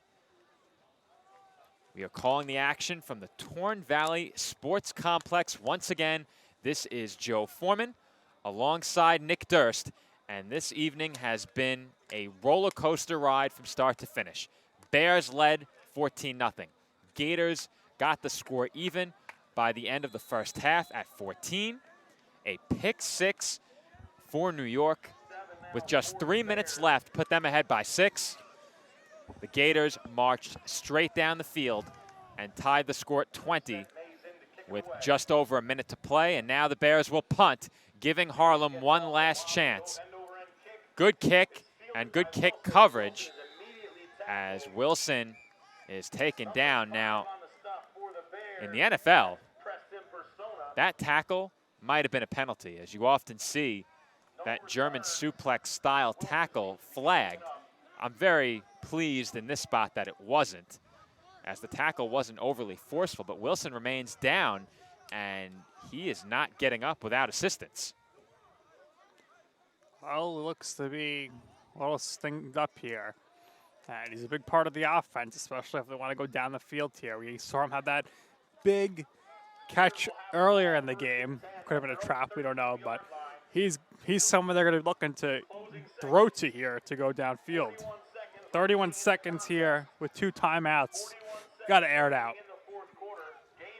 Wilson is going to stay in the game. Now, the reason those tackles aren't legal in the NFL is because a lot of the time it's a helmet to turf result. Wilson coming out now. But it's a foot injury for Wilson. At least that's how it appears. He is off the field, so he was headed toward the huddle and instead ends up on the sideline. That's a big loss for this Gators offense as they spread the field once again with 5 wide. They have a lot of depth at receiver, and that is certainly going to pay off in this spot as they lose their big playmaker in Kadeem Wilson. Ugarte takes the snap. He's under immediate pressure, steps up, looks to run. He has running room. He's heading for the sideline, and Ugarte is out of bounds at the 46. Well, Joe, the question we saw before that the Bears were trying out some field goal stuff on the sideline. Do we know if the Gators have anybody who could attempt a field goal? I'm not too sure. If you have someone who can kick the ball off, at the very least, they should be able to attempt a kick with good blocking. Omar Debris, we've seen him attempt some field goals and kicks in the past, but he's not here today. He's not playing. Now, like I said, with good blocking, you have to assume that your kickoff specialist could attempt a field goal. Would you consider Cologne a field goal specialist, though? A field goal specialist, no. A kickoff specialist? But he's kicked the ball off and done so serviceably tonight. He's kicked it straight and gotten some air on it as Ugarte is under pressure once again. He avoids one sack and then another and will look to run once again. He has blocking and a huge tackle there by Dickens. Well, gets the first down there. The clock is going to stop on the timeout. Actually, oh yes, it is a first down from what I'm seeing on the marker, but looks like it's not going to be a first down. Nope. The thing here is Ugarte cannot run this next ball because that's going to be it. That's going to be that would be it for regulation, other than timeout. But he needs to throw this. I don't think so. There's about 20 seconds left here, Joe. I think if he runs it one more time, they'll get one more snap. They do have one timeout. If he stays in bounds, yeah. They'll have to use the timeout if he runs it one more time here. But kind of want to be closer before you go for the, we'll say, Hail Mary. This game got started. 5:45 we went on the air for our broadcast. It's now 9:46 here, but the game started at 6:30. 6:35, yeah. It's 3 hours in here. 3 hours into the game, 4 hours into the broadcast. Not sure I've ever been a part of something quite like this, and I'm happy to share the call with you, Nick, as I hope you still have some energy left because it looks like we have a lot of football to go. Gators hope they have something to say about that in this spot. Shotgun formation for Harlem. Looked initially like they might go spread set. Instead, they're going 5 wide as Forio moved out of the backfield into the slot on the left. Ugarte looks to throw. He's looking right. Now looks left. He throws, is hit, and that falls incomplete. And that was nearly disastrous for the Gators as a late flag has come in. Yep, that's going to be a taunting penalty or unsportsmanlike conduct for number 92 on the Bears. We don't have any 92 on our roster, though. Could it have been 22? Or 52? 52 it was, 52. So that is Mr. Jelani Hanks, and that's going to set the Gators up here for another play. That is 2 huge unsportsmanlike conduct penalties. 2 huge unsportsmanlike conduct penalties late in this game. One went against Wilson and the Gators. That made it a 22-yard 2-point try ultimately, and now the ball is spotted at the 30. You have to think there's time for maybe 2 more plays at most, perhaps just 1. Well, I got the timeout. Yeah. We'll see if that comes into play, and if it does, you can look back at that play where the Bears didn't get out of bounds, and that will loom large. 5 wide for the Gators once again. Ball spotted at the New York 30-yard line. Ugarte wants to throw. He's under immediate pressure. He's trying to buy time. Throws for the sideline, and I believe that's a catch. Well, I think that was a catch because it hit off one of the coaches of the Gators. That's why he was able to reel it in. But we'll see. We'll see on the replay. I thought it was aided there, going off one of the coaches, Jason of the Gators. That was Dominic Page who made the catch. You would think the Gators are going to use... So you see, he used the coach to keep himself in bounds. Am I imagining that, Joe? I think that's how he pinned himself up. I think you're right, Nick. Otherwise, that was not a catch. That was not going to be a catch. I think you're right, Nick. I think that certainly helped. Want to get another look at it? We got some time here. Might as well show it again. Great camera work by Pat. Did the Gators use their last timeout here? Oh, yeah. How often do you see something like that? I've never seen that. Unbelievable game. I have no words to describe what I've seen here in the last 4 hours. First, we had a 30-minute delay because the officials weren't here. Then we had an in-game 20-minute delay. And now we just saw that. And we also saw the controversial Wilson catch as well. So we'll see 7 seconds here. This is going to be the last play. And this one's blown dead. Did the Bears call timeout? They did. So ahead of, oh no, they didn't get a timeout off. It was a false start against the Gators. Oh boy, Joe. They're moving the wrong way. Well, this comes down to one play. Now, it's going to come down to the coin flip. Is there a 10-second runoff for a false start? There should be, but we don't know. With the EFA, you got the rule book in front of you, Joe. I don't know. Shouldn't be asking me. That's a good point, but I might be flipping for a while. There's a lot of pages in the bylaws. We got to get a PDF version for PDF of the bylaws. We need the bylaws for dummies for the broadcast desk. All right, so regulation is coming down to one play here. Officially, they have 2nd and 1 on the scoreboard. But that's not right. Could get 2 plays here. It's 1st and 15. There's 7 seconds to go. Gators still have a timeout. Ugarte looks to throw. He fires toward the goal line, and that is caught by Kadeem Wilson for a game-winning Gators touchdown. But a flag comes in along the Gators sideline. That may be for the players running out onto the field, but it looks like Wilson has just caught a game winner. It's going to be offsides against the Bears, most likely. That penalty is going to be declined, and that's a touchdown. And the game is over. Unbelievable finish as the Harlem Gators, who trailed by a touchdown with less than 3 minutes to go, drove the length of the field, tied the game, and then as time expires, the Gators win it in walk-off fashion at the home of the Bears. An unbelievable game with an unbelievable finish. We saw plenty that we never thought we'd see tonight, Nick, and the Gators walk it off with a game-winning touchdown. Well, tremendous play there by Wilson. And remember, before, when they tied the game, he had the unsportsmanlike conduct penalty, which made them be backed up for the 2-point conversion. But ultimately, this comes down to one play in the game. You know which play I'm talking about. So let's get it queued up one last time with the very controversial play of the scoop and score, which was ruled a forward pass illegally by the defense. And here you go one last time on this historic play in EFA history.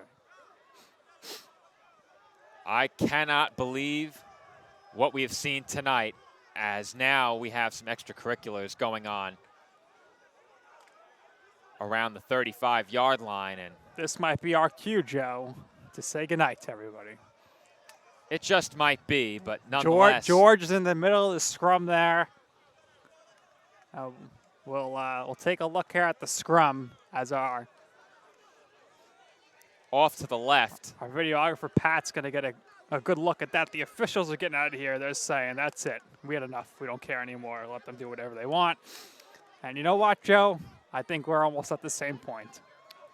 That might be fair to say, but it has been an incredible night from Hillburn, New York. Once again, our final score, Harlem Gators defeat the New York Bears. 26-20. You saw it on your screen just a few moments ago.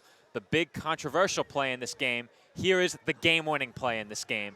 David Ugarte got the start at quarterback, came out in the middle of the second half, returned for a game-tying drive. He then throws the game-winning touchdown to Kadeem Wilson as the Harlem Gators walk it off against the New York Bears. For the Gators, they improve to 5-1. They will, at the very least, maintain a share of first place in the EFA through this weekend. A crushing defeat for the Bears drops them to 3-3. They sit right in the middle of the Elite Football Alliance standings. So until next week, this has been Joe Foreman. And for my broadcast partner, Nick Durst, our camera operator, Pat Gilorenzo, and our engineer, Patrick Fleming, all of us, thank you for watching. This has been PDF Sports Network coverage of the Elite Football Alliance, Week 7. Our final score, the Harlem Gators 26 and the New York Bears 20. Next week on the PDF Sports Network, Bandits at Pharaohs, Bears Legion. Until then, thank you for watching, and everyone, enjoy the rest of your night.